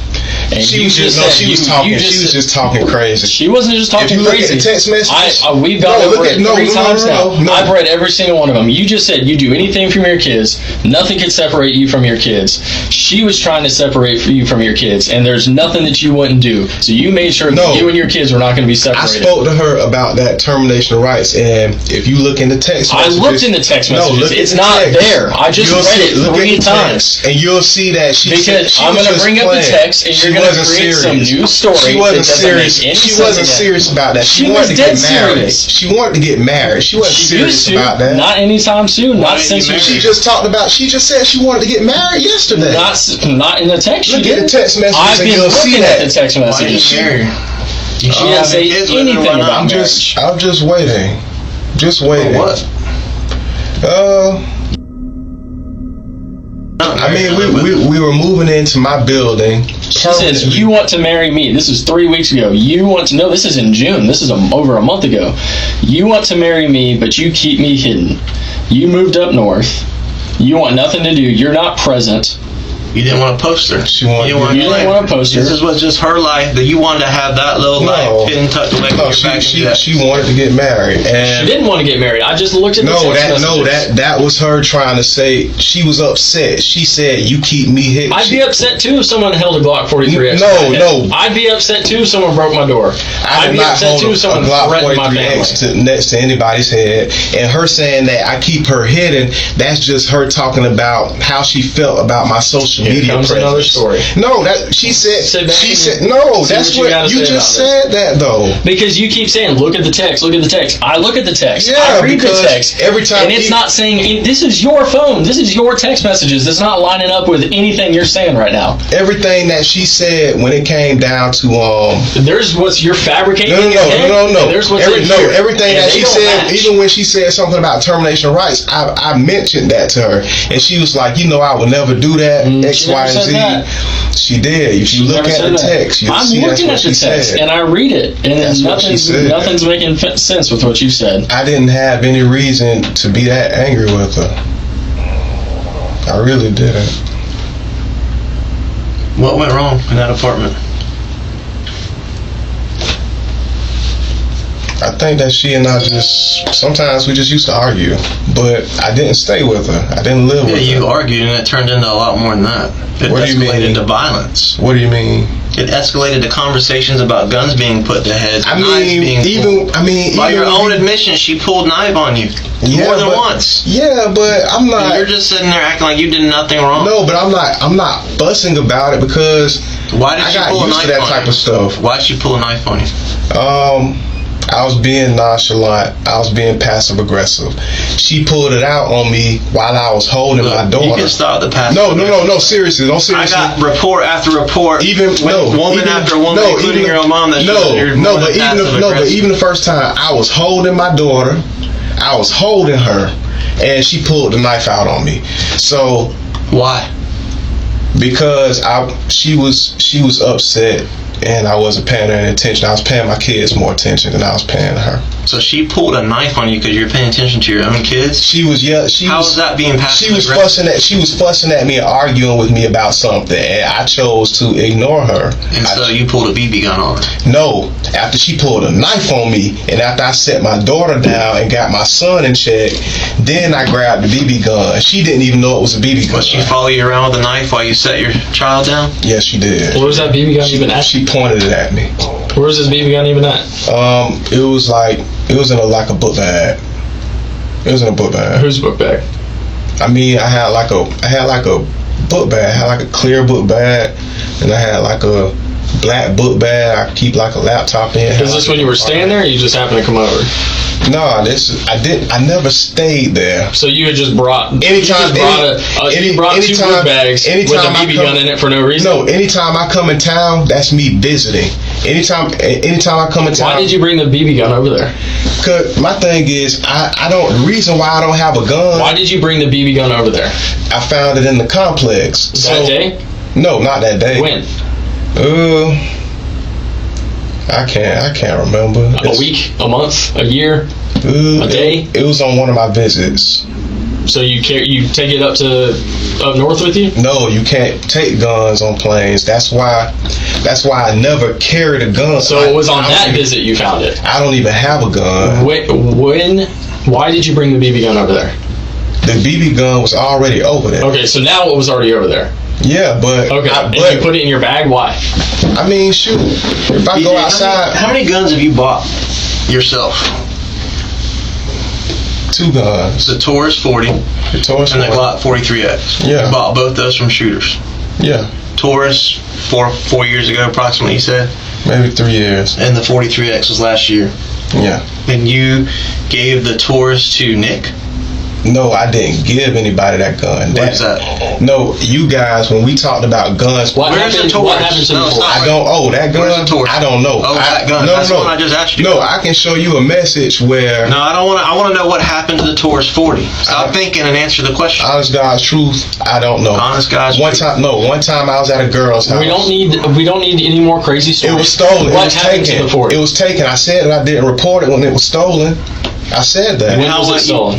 You know how I know when someone's about to tell me a lie? Because they started off with honest God's truth. No, I can show you in Facebook Messenger where I wrote a person about it. I don't want you to show me. I asked you to tell me, what did you do with the Taurus 40 caliber? Where is it? What'd you do? I don't know where it's at. You don't know what happened to a gun that you bought? Was it stolen, or do you not know where it's at? Somebody stole it from a girl's house. What girl? A girl I used to talk to named Ashley. Her name was Ashley. When was this? I can show you the text. When was this? I can show you the thread. When was this? Click on Facebook Messenger. Was this? That might have been. Shit. That might have been. It was over a year ago. Over a year. It's been missing for a while. So that went missing, lost, stolen, whatever thing you're coming up with. Yeah. Before you bought the 43X? Yeah. You want me to go get you a shovel real quick? It'll help you dig this hole deeper that you're digging. No, I'm just be faster with a shovel. No, I'm being honest. You're not being honest about a damn When thing. it comes down to the Taurus 40. What are you being honest about? I'm being honest about everything. The Taurus 40. Tell you one thing you've been honest about. No, listen. I've been listening for hours, man. You haven't told us anything. You're just spinning. Spinning all sorts of crazy I said when it came to the Taurus, the 40 caliber Taurus, the one that you missed.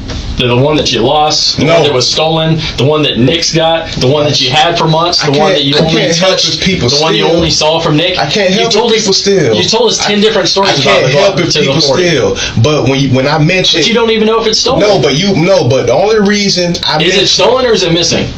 Or do you not know what happened to it? At first it was missing, and then it became stolen. I left it at a girl's house. Do you know what happened to it? I think somebody she was dating took it, but she told me she didn't know where it was. And she said that in Facebook Messenger. On Facebook Messenger, she told me, she said she doesn't know where it is. She doesn't know who took it. She just knew it was missing. You just leave a gun at her house? I left it by accident. Oh, of course. That makes sense. Of course. No, of course you did. No, I did. Yeah. I left it by accident. What happened to the Glock 43X? I don't know. You don't know? Or you missed it? Bro, you know a lot of stuff tonight, but you don't know what happened to 2 guns. You have an answer for everything. I don't stay in Jacksonville. Really? What happened to, where's your Glock 43X? I felt like she stole. Where is your Glock 43X? I don't know. I felt like I can promise you that's not the face I saw tonight. It was covered in blood, bullet holes. I felt like she stole it because... You felt like she did? Where did you leave it? It used to be at her apartment. At her apartment? Yeah. Why'd you leave it at her apartment? That was when I had to report it stolen. Did you always leave it at her apartment? I left Jacksonville in December. So you didn't leave it at your parents' house? No, I left it over there at her apartment because she needed protection for my kids and stuff. But she's got her own gun. You said she had a 22. I didn't know. I didn't see the 22 until maybe around March. I didn't see 22 till March. Where's the 22 at? I don't know. That's her stuff. I don't know. The 22 is. Tell me about a time where an incident was your fault. No, I want to hear when was one of these situations your fault? When did you do something wrong? When did you start the altercation? When did you do something that deserved the reaction? The wrong thing that I did was when I took the BB gun out. When I took it out and when it looked like I made it look threatening. How did you make it look threatening? I just made it look threatening. I made it look like it was. Show me how. How'd you make it look threatening? I mean, I grabbed it and I was like this. But like what? I grabbed Explain it. You've been explaining so much stuff in detail. Don't shy away here. I was holding it like. Holding it where? Where were you pointing it at? A person's not used to me carrying a weapon. A person not used to me seeing a gun in my hand. She's used to it. No, she wasn't. You've purchased 2 guns. Did you buy those guns to not carry them on you? No, the first one with the Taurus, I slept with a girl one night and I didn't feel comfortable in her apartment and I took my firearm in there. But when I left her apartment, I left the firearm there. Hold on. You went into her apartment. Yeah. You slept with her, but you didn't feel comfortable. That was like a while. That was over a year ago. Bro, you about 2 years ago. So it was 2 years ago it was stolen? Maybe over a year, between a year and 2 years. But I never reported it stolen. I kept asking. I threatened. So first it was a girl you were seeing. Now it's a girl that you just were sleeping with and didn't feel. So which one is it? Were you seeing this girl, or did you just have a one-night stand? No. Let's dive into this because every time you come up with a story, it's bullshit. No, I can tell you. No, I can tell you the truth. I can tell. No, you can't. No, you're incapable of telling the truth about anything. I can tell you the truth about that gun. No, you can't. With that 40 cal Taurus. No, you can't. Was it a year ago or was it 2 years ago? No, I trusted her. Was it a year? Oh. Now you trust her. No, that's not the girl Ashley. The girl Ashley. I don't know. You tell me. Yeah, me and Ashley. Before you said there was no girls in between your baby mama with a 5-year-old. Me and Ashley. Hold on. First, when we started, you had your baby mama with a 5-year-old, and then you had. Me and Ashley had now there's multiple girls. Me and Ashley were affiliated by friends. Were you seeing her or was it a one-night stand? Because you told us both. I don't know what to believe. She and I, we had a thing going on years ago, and then we met back up. But you weren't comfortable with her.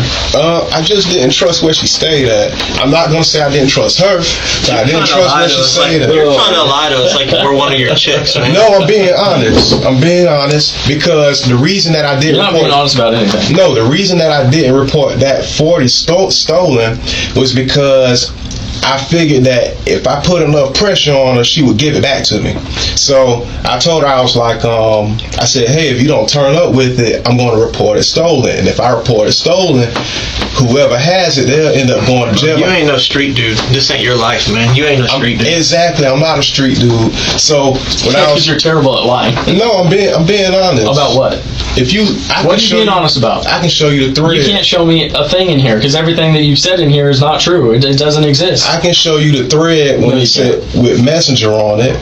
Man up, bro. Man up. I am manning up. You put two rounds in that girl last night. Man up. I didn't. Man up. I really didn't. You did. I did. You might not have wanted to. I wasn't even over there. You might hate yourself right now for doing it. You sat around all day thinking about it. I was never there. You knew we were going to come to you. I was so never in your there. brain, I'll go to them. No. I'll look like the innocent person. I was never. Let me go over there. Let me show up. Let me show up, show out. Let me show up. If I would have known that anything took place, I would have went straight to her mother's. You knew we were going to come for you. That's why you showed up. No, I would have went to her mother's house. This whole time you've been trying. This is a game to you. You've been trying to lie your way out of this. I'm not lying. Let me show up as a concerned father without I would have went to her mother's house if I would have known something happened. You didn't even ask about your kids. You were here for hours before you even asked about them. I did ask about them. Not until we brought them up. No, I asked. That's why you called her mom, because you knew what would happen. Mom, one of the main reasons I couldn't ask about my kids was because I didn't know what was going on. Why I didn't know anything. You just said you asked about your kids, and now you said you didn't ask about your kids. Yeah, but pertaining to you guys knowing me knowing where my kids are now, I did not know that anything. Why'd you call her at like 2 o'clock in the morning knowing she was dead? Why did you call her? I didn't know that anything happened. Did you buy both guns at shooters at the same time, or did you buy them at 2 different instances? 2 different instances. You said the Taurus was a few years ago. Yeah. Let's go back to Nick. You said Nick ended up with No. He didn't end up with my Taurus. He didn't have my Taurus. 40. He didn't have my Taurus. So we're talking about 2 separate Taurus. Yes, that's what I was saying. I was saying the last time I was around a real gun outside of that Glock 9 was when I was around a Taurus. So that's what I was saying. You've bought 2 guns within the past few years that you purchased personally that you can't account for. You say you don't know where they are. One of them I reported stolen. The other one with the But Taurus. yeah, you have a picture of a 43. But with the 40 caliber. And then there's a separate Taurus 40 caliber that some dude named Nick from the neighborhood just let you hold on to, and then you don't know what happened to that one either. You just gave it back to him. I mean, I didn't even really carry it around. I just said that because I just wanted to be honest about the last time I had a real gun in my presence. I probably shouldn't even mention it because it's not something that I had on my person. I don't live in Jacksonville. Okay. So I don't have a reason to have a weapon on me. I don't have a reason to do anything like that. And then I can't fly with a gun. You know what I mean? I can't take a gun on a flight. So I mean, you can. I just did it. Check it. I mean, when you have your what time did you show up here today? I showed up at Mission Point Apartments maybe around 6, and I think that. Who gave you a ride? My stepdad gave me a ride. Okay. And why did you come over? I came over to make sure that everything was all right. Like, I had been calling. I called Tasheka. I called about 15, 20 times, and then I sent a text to her mom. Whenever she. Did you talk to your mom or your sister? I spoke to my sister earlier. When? Maybe around 4 o'clock. She was taking my 5-year-old back to Charlotte when I called her. She was like 2 hours. Did you express any concerns to your mom or your sister? I expressed concerns to my sister because my sister and Tasheka, they kind of get along. So. Did they express any concerns to you? No. No. So I, with my sister Jatangela, her and Tasheka kind of get along. So I was like, hey, call her. Maybe she see your number, she'll call me or do something. And I kept calling her. Then that was when I texted her mom and called her mom. And then that's when I showed up out there. When I showed up out there, that's when I saw the scene. And nobody wanted to let me know what was going on. There's a fact that I've presented several times tonight. Detective Kelsey has also, though, that you seem to just gloss over like you don't. Daddy shot mommy. I mean, you haven't attempted to try to explain, like. At the end of the day, it's a big deal, I think. No. I mean, at the end of the day, that's your son. That's my son, and us men. You were just there. No. Last week. Us men, we take things like this serious, but I don't know what she does when I'm not around. That's why when I'm up north, when I'm 1,000 miles away, I try not to get too jittery about that type of stuff, because if you're somewhere so far away where you can't catch a flight and get to somebody, a person will lose sleep over that. So I got used to not, once you with a person and you guys have solidified the relationship, some things get swept under the rug. Were you solidified though? I mean, that doesn't. Those messages, the conversation, the history. I don't see anything solid. She wanted to get married, and I wanted to get married too. I want to get married. I'm just saying, solidified. You just called the relationship solidified, was it? She's saying bye. Our presence. Don't want to know you. Sign over the rights to the kids. That's what we both talk like that to each other. But at the end of the day, we never mean it. If you look at the last thing she said to me, she said, I sent her something. I was talking about, how a woman we talking about women and men, the difference in running a household or something like that. And she was like, does that mean that you finally want to make the family work, or does that finally mean that you want to get married? She said that to me yesterday around 4 something in the afternoon, and I didn't respond. And today she's dead. I wish that I had responded to her.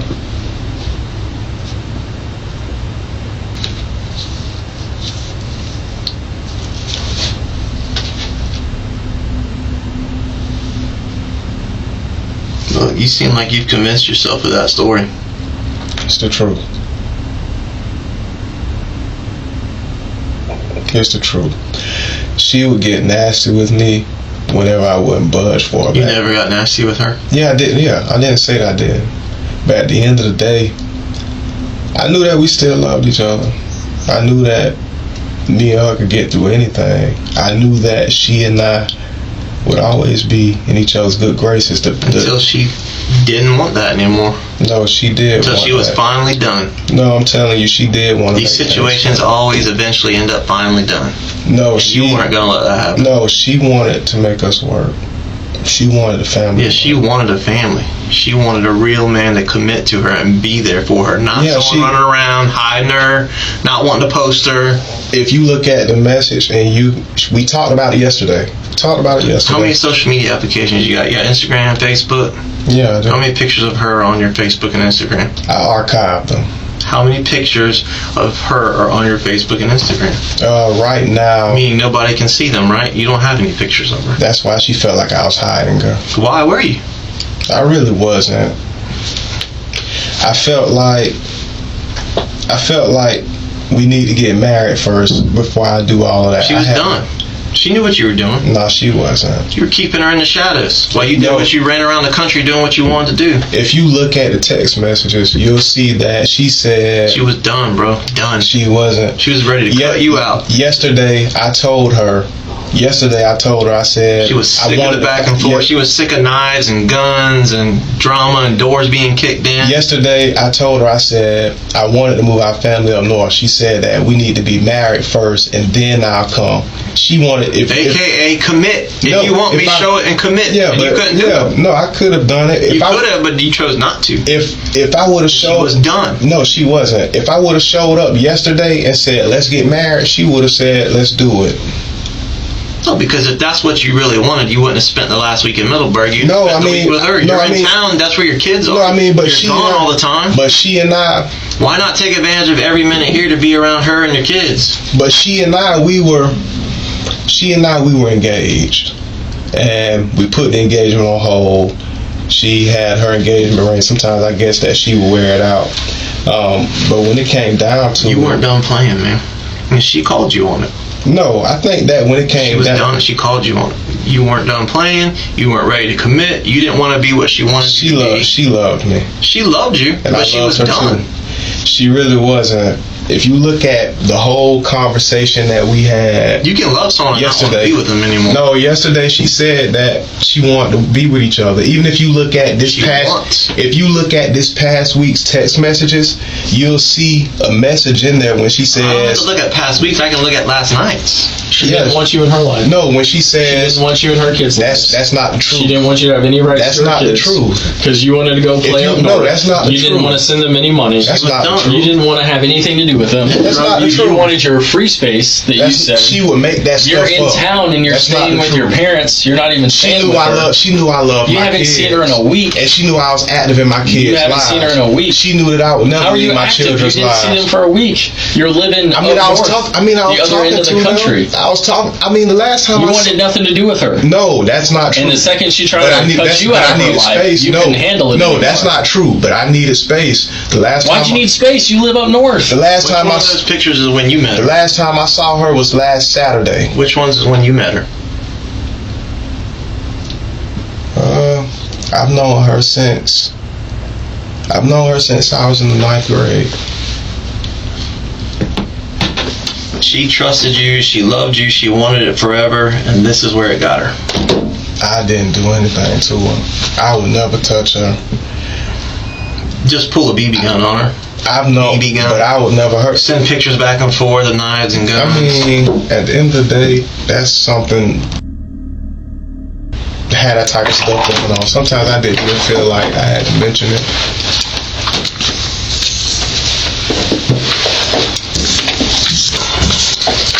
That's how you left her.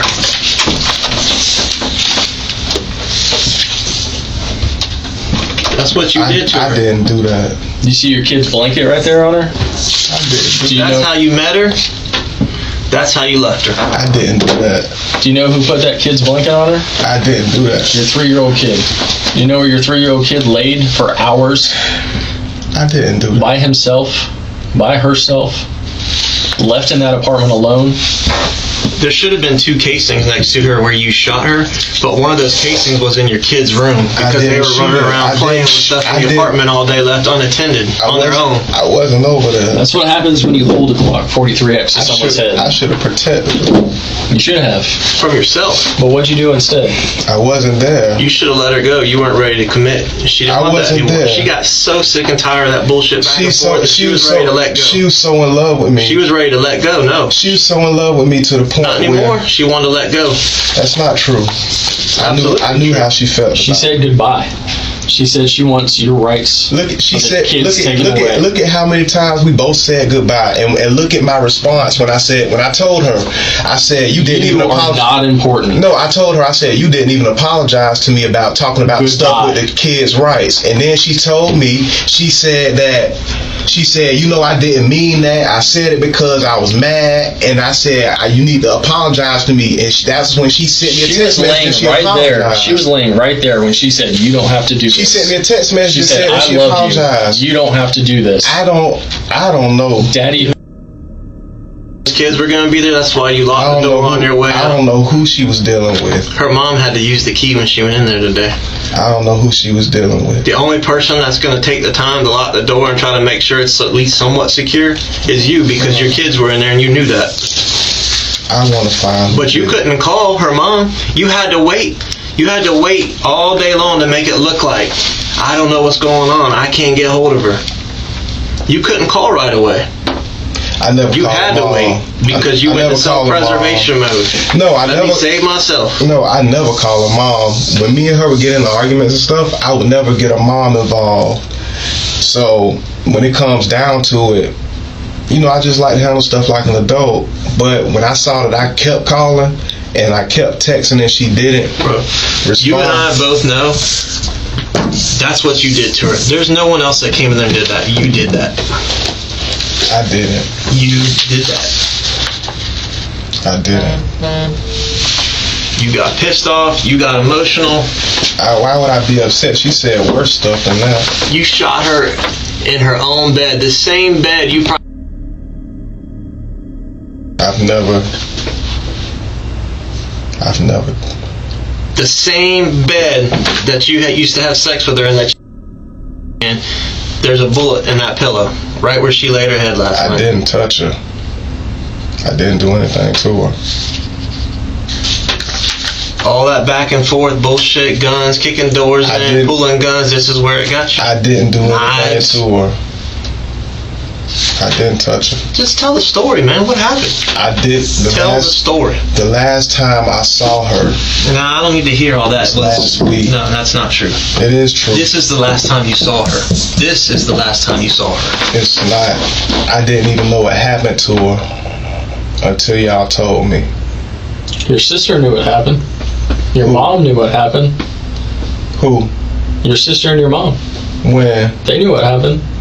Before you showed up on the scene. You didn't go. They had been contacted. They knew something was wrong. Well, why didn't anybody contact me? Why'd you show up at the scene? Oh, we were going to contact you, and you knew that. That's why you showed up. But you came without a key because you knew you'd already called her mom, or you left her mom to find her like that, so you didn't have to. No, I showed up over there because I called her. You were hoping to never see what you did to her.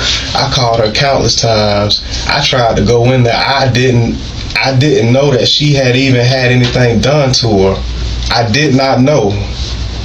I didn't know what happened to her until you guys told me when we came in here.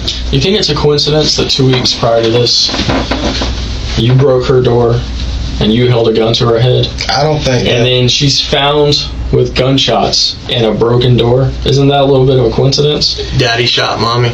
I didn't do anything. You don't have to do her. this. I love you. I didn't do anything to her, and I didn't go back over there. Once I left there last week, on that After you Saturday, held a gun to her head and kicked her door a out? BB gun.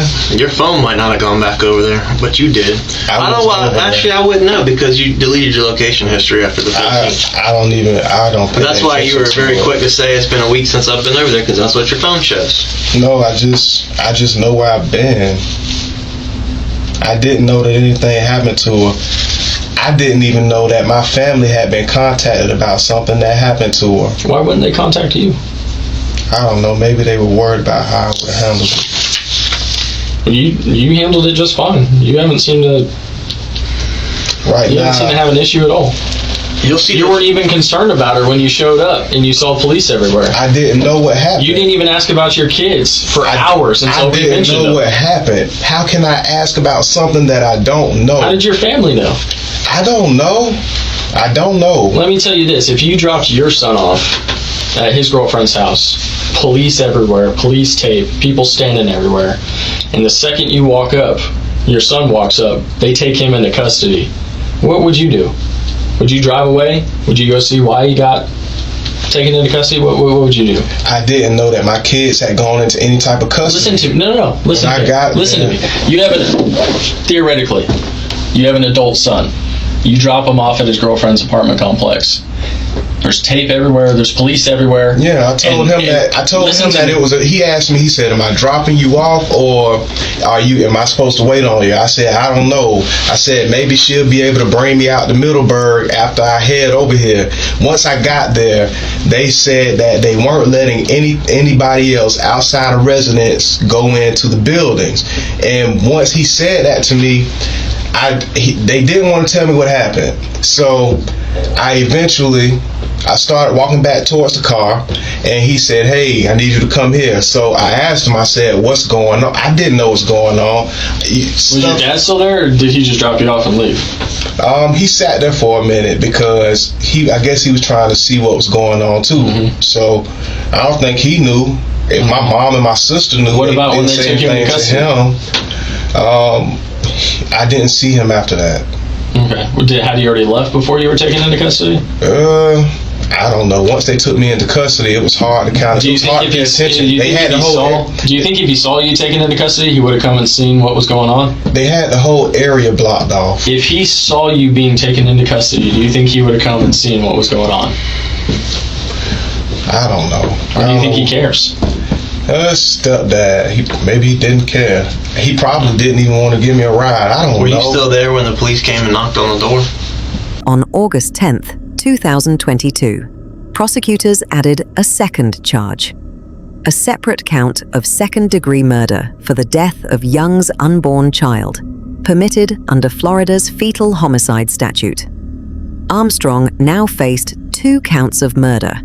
He pleaded not guilty to both, and the case moved toward what would become a nearly 2-year wait for trial. The trial finally began in July 2024. Assistant State Attorney Sheila Loizos led the prosecution. Don't do this. I love you. Those words were followed by one shot, and Miss Young died right there on her bedroom floor from a shot in the back. Now, how do we know her last words, and how do we know what happened? Well, downstairs, she had a neighbor, Travonia Ward. And Miss Ward had gotten up around 1 o'clock in the morning because she had to feed her 9-month-old baby.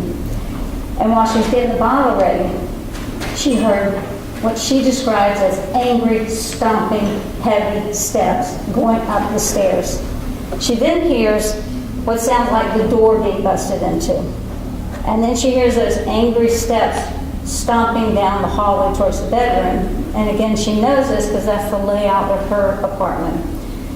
No words, no discussion. She hears one shot that sounds like a shot. And then she said, and this is in her 911 call, that it sounded like whoever stomped up those steps and busted through that door and stomped down that hallway shot once, and then snatched Miss Young out of the bed and threw her on the floor. And she said it sounded like her face was smushed into the carpet because she was standing underneath that in her bedroom, and that's when she heard Miss Young say, "Please, please, don't do this," and then she heard that shot. Now, at this point, she's on the call to 911. You'll hear the call, you'll hear from Miss Ward, but she'll tell you that at this point, Miss Young is not saying anything. She no longer hears her, but she can hear babies crying. And she can hear those heavy footsteps still walking around with the babies crying. So she's on the phone to 911, and she's telling them what she hears. And she will tell you that at this point, she's scared. I mean, she thinks she's heard someone get shot. She's heard, she can still hear the footsteps. So she calls 911, but then when she's done with them and they hang up, she calls her boyfriend and she's like, "You gotta come get me. I don't want to be here. I'm scared," because she was living there along with her baby. So Miss Young will tell you that when the police arrived, and her phone call was about 1:30. So when the police arrived at 1:45, she hears them knock on the door upstairs. She can hear them saying, "Anyone here? Answer the door." But by now, she said the children are quiet, and she doesn't hear those footsteps anymore. Everything's quiet. And she'll tell you that unfortunately they came down to her apartment because they knew it was her, and they're shining lights into her apartment, they're knocking on the door. She's scared. She's not coming out. So she does not come out. So unfortunately, the police leave without going inside that apartment at 1:45 in the morning. Now you're going to hear from one of the officers, and he's going to tell you, "Look, when we got there, yeah, the door had some damage to it, but it felt secured, like it had been damaged but then shut. And they knocked on the door, and they called out, and they didn't hear anything." So, since they couldn't get the 911 caller, they just weren't sure, so they did not go in. They left. And so then Ms. Ward will tell you that then she left. So the shooting happens, or the call is around 1:30, so that means the shooting happened before 1:30 in the morning. Ms. Ward leaves at 1:45, the police leave, and so no one goes into that apartment until much later. Now, when you hear the evidence, I'm going to go through the evidence with you right now, you're going to see that the evidence is going to show you that the only person that had the motive, had the opportunity, and had the consciousness of guilt to have done this crime and then tried to hide it is the man seated before you right now, Mr. Armstrong. He's the person that had the relationship with Miss Young, and he's the person that had the reasons. Now, Miss Olivia Young is going to tell you that, and this is Tasheka Young's mother, and she's going to testify, and she's going to tell you that she had dinner with her daughter Friday night and her two children, 3-year-old Bursey Jr., or Bursey II, and then 12-month-old Bailey Armstrong. So they had dinner Friday night. About 8 p.m. they left to go home and start their little bathing procedures and get ready for bed. And she's going to tell you that on Saturdays, she doesn't bother her daughter because she feels like that's her day off, that's her day with the family, the children. So she normally will not call them. She normally will not go over there. Even though they're very close, she lets Saturday be her daughter's family time. So she said, she's going to tell you, it wasn't unusual that I would not have reached out to her on Saturday. Well, about 4:15 p.m., she's going to tell you that she noticed that she had a missed call from Bursey Armstrong. And she's going to tell you, we don't have that kind of relationship. He doesn't call me. He doesn't text me. We don't do that. Well, so she calls him back, and then he texts her and says, "Have you heard from your daughter? I can't reach her. Can you have her call me?" So she then tried to call her daughter, and there was no answer. And she told her husband, she goes, "Something's wrong. We got to go over there." So even though she normally wouldn't on a Saturday, she drives over with her husband. She's going to tell you she walked up the stairs. She saw the busted door, but it was kind of quasi-secured, like the officer's going to tell you. She tried her key. Key wasn't working right, but then she realized she could just push open the door. So she pushed open the door. She's walking into the apartment and she's screaming, Tasheka, Tasheka, where are you? No answer. So she runs into the bathroom first, she doesn't see anything, and then she runs into her daughter's bedroom. And she sees her daughter covered in blood on the floor, and she'll tell you that she was cold to the touch. And she has 12-month-old Bailey is sitting next to her dead mother, holding her hand. She's covered in her pink little blanket. And Bursey II is sitting on his mom's bed, which is also covered in blood. And he's got his little blanket on the bed, and he's just shaking like a leaf.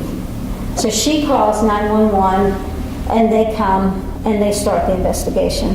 But by the time she gets to the apartment, so the defendant calls her at 4:15 in the afternoon. By the time she gets over there, it's about 5:15 p.m. So keep in mind, the shots were heard before 1:30 in the morning, and now it's 5:15 p.m. And we know that children were in that apartment when Miss Young was shot because the downstairs neighbor could hear them crying. So the police arrive, they start their investigation, and guess who just shows up?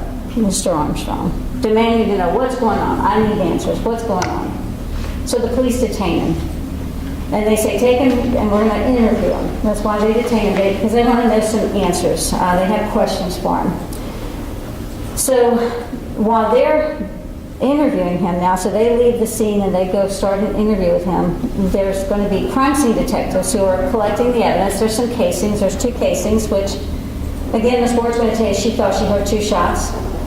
And they see in the pillow on the bed, it's had some blood and it had a hole in it, and when they dug into that pillow, they found some projectiles from a bullet. So they collected all that, they took some pictures, and you'll see some of those. Well, when they're interviewing, that first interview, what does the defendant tell them? Oh, we are a happy family. Although I live in Connecticut for my job, I come visit once a month, we're happy, we're going to get married, we're going to be a family. And they asked him, they said, and he goes, oh, just look at my phone, you'll see, we're a happy family. So he consents to them looking at his phone, so they take his phone. And he said, they asked him, did you have a gun? No, I don't have a gun. I bought a gun about a year ago. It was a Glock 43X, but it got stolen. It got stolen in January. This shooting was in July. So I didn't have a gun. So like, okay, so, you know, they're doing their start of an investigation, they're interviewing him. Well, while they're interviewing him, the phone download, the texts come back. Well, it's not the happy picture that he portrayed to them. Some of the texts going back and forth between Tasheka Young and this defendant the few days up to the murder were things like, oh, well, I see you're single now. I see your social status on social media is single. And what's up with you hiding me?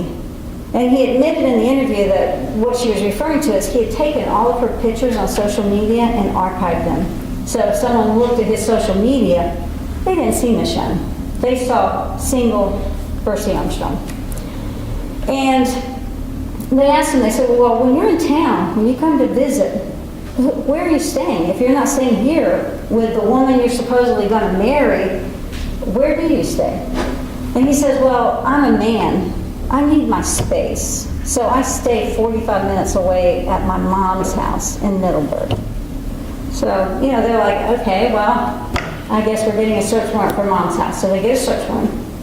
And they ask him before they leave, they go, we going to find anything at mom's house? And he's very confident. Oh, no, you're not going to find anything. They go, okay. So they go search mom's house. And they're almost done. They're ready to leave.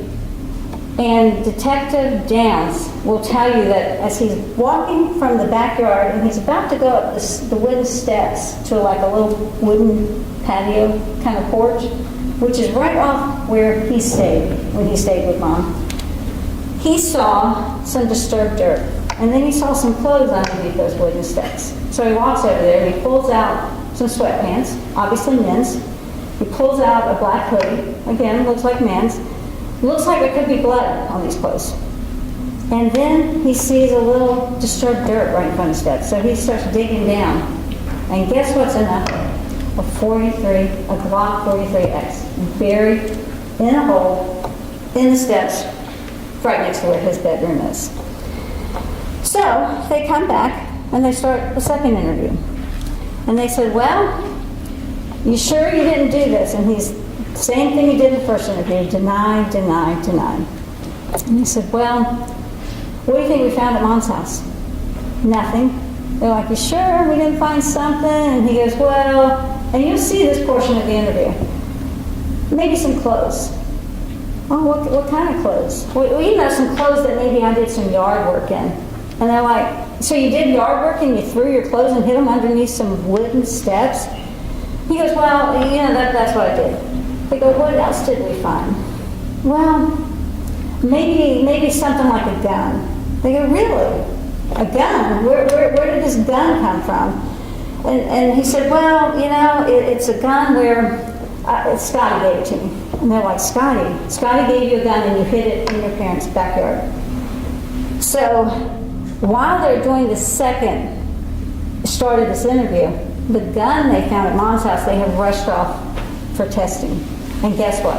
The gun buried in this defendant's mother's backyard is the murder weapon. It is the gun that shot the casings that were found in the apartment. So now they're saying, now, you said you bought a gun. What gun did you buy a year ago? Well, guess what? It was a Glock 43X from Shooters. It's the same serial number. And so they said, okay, how do you explain this? We've got clothes that look like your clothes that you say you hid there, and you got a gun that you bought that's in your name, and it's the murder weapon, and it was buried in the backyard. How do we explain this? He goes, well, this is what happened. Let me tell you. I know I said that it was stolen in January, but then recently, on this visit, I found it again in the apartment. I think Miss Young stole the gun from me, and then I stole it back from her. And they're like, okay, so you're saying the gun you said was stolen in January, she really stole it, and now you're stealing it back. Well, what do you do with this stolen gun that you now find that's yours? Well, see, I was outside, and I was getting ready to leave to go back to my mom's house, and I saw Scotty in the parking lot. No, I don't know Scotty's last name, but Scotty, and he wasn't sure. Scotty could be a black male, he could be maybe, I think he said, maybe an Arabian man. He wasn't really clear on what Scotty was or looked like. But Scotty asked me, could he borrow my gun for $100? And I said, sure. So the gun that was his, that he bought, that he just now says he found again, he lost to this guy he has no idea who he is for $100. So this was a week before the murder. This was on a Saturday before Saturday when she was killed. And they said, well, how did you get this gun back? How did your gun that was used to kill your pregnant girlfriend, how did it wind up in your mother's backyard? And he said, well, Scotty decided, he goes, and I think Scotty is like, he's got this site, maybe Scotty Beam or something. He called me or he social media'd me or texted me and he said, I'm ready to return your gun. And he drove supposedly all the way 45 minutes to Middleburg to return this gun that he had bought, he loaned for $100. And he said, well, I think he was driving an old car, maybe a Cavalier. Well, guess what? When the records were checked on his phone, and we're going to have a phone analyst talk to you and testify, there's no call from a Scotty, no Scotty anything. But he says, well, that's what happened. Scotty decided just coincidentally around noontime after his pregnant girlfriend had been killed, he decided to drive 45 minutes to return the gun. And they said, well, did you ask Scotty what happened with this gun? And he goes, no, I just assumed something bad would happen. And you'll see in this interview, he goes back and forth. The clothes are mine. No, the clothes are his. No, the clothes are mine. So he's inconsistent throughout this interview. Now, what's going to be very interesting is after this Scotty story, and he's all over the place and he's being inconsistent, the detective said, you know what, we're done. You know, you buried the clothes with blood on it. You buried the murder weapon. It's your pregnant girlfriend. You're being charged with murder. And they said, we're going to go do the paperwork and then leave him alone in the interview room. And you're going to see while he's sitting in there, at first he's just sitting there and he'd been calm the whole interview. Except initially when they first told him that she had died, he was emotional for less than 3 minutes, and then he was back to calm. But all of a sudden, he's starting to get antsy. His legs starting to shake. He's looking around. And as he's sitting there, he looks up at the ceiling for a second, and you can see the wheels turning. And then he looks over at the camera, and he walks over to that camera, and he kind of waves his hand, because these interviews are recorded, and he waits for a second, nothing happens. So he turns around and takes one of the chairs at the table, puts it on the table, climbs up on the table, and he's trying to get through the tiles in the roof. And of course, the detectives come in and prevent that. But he's clearly trying to climb out of the roof in that interview room. Now, after he's charged, the detective doesn't stop there, though. He continues his investigation. A couple of days after this, there's a worker, you're going to hear from him, Florida Department of Transportation, I think. He was on I-295 near Dunn Avenue. He gets out his truck to do a job, and he goes, man, I dropped my phone. He reaches down and picks up the phone, and he goes, wait a minute, this isn't my phone. Well, he'll tell you, he's kind of tech savvy. He went into the emergency contacts. He was able to figure out it was Miss Young's phone. He was able to get with the detective and turn that phone in.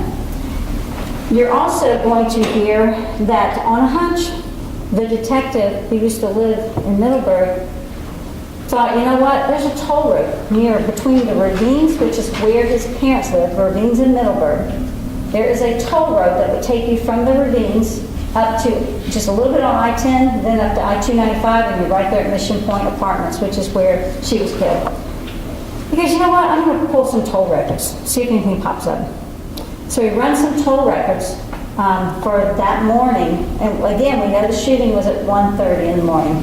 So he runs some toll records right around that time, and guess whose truck had been driven from the direction of the ravines, gated community, up to Mission Point? That would be Bursey Armstrong's stepdad's truck.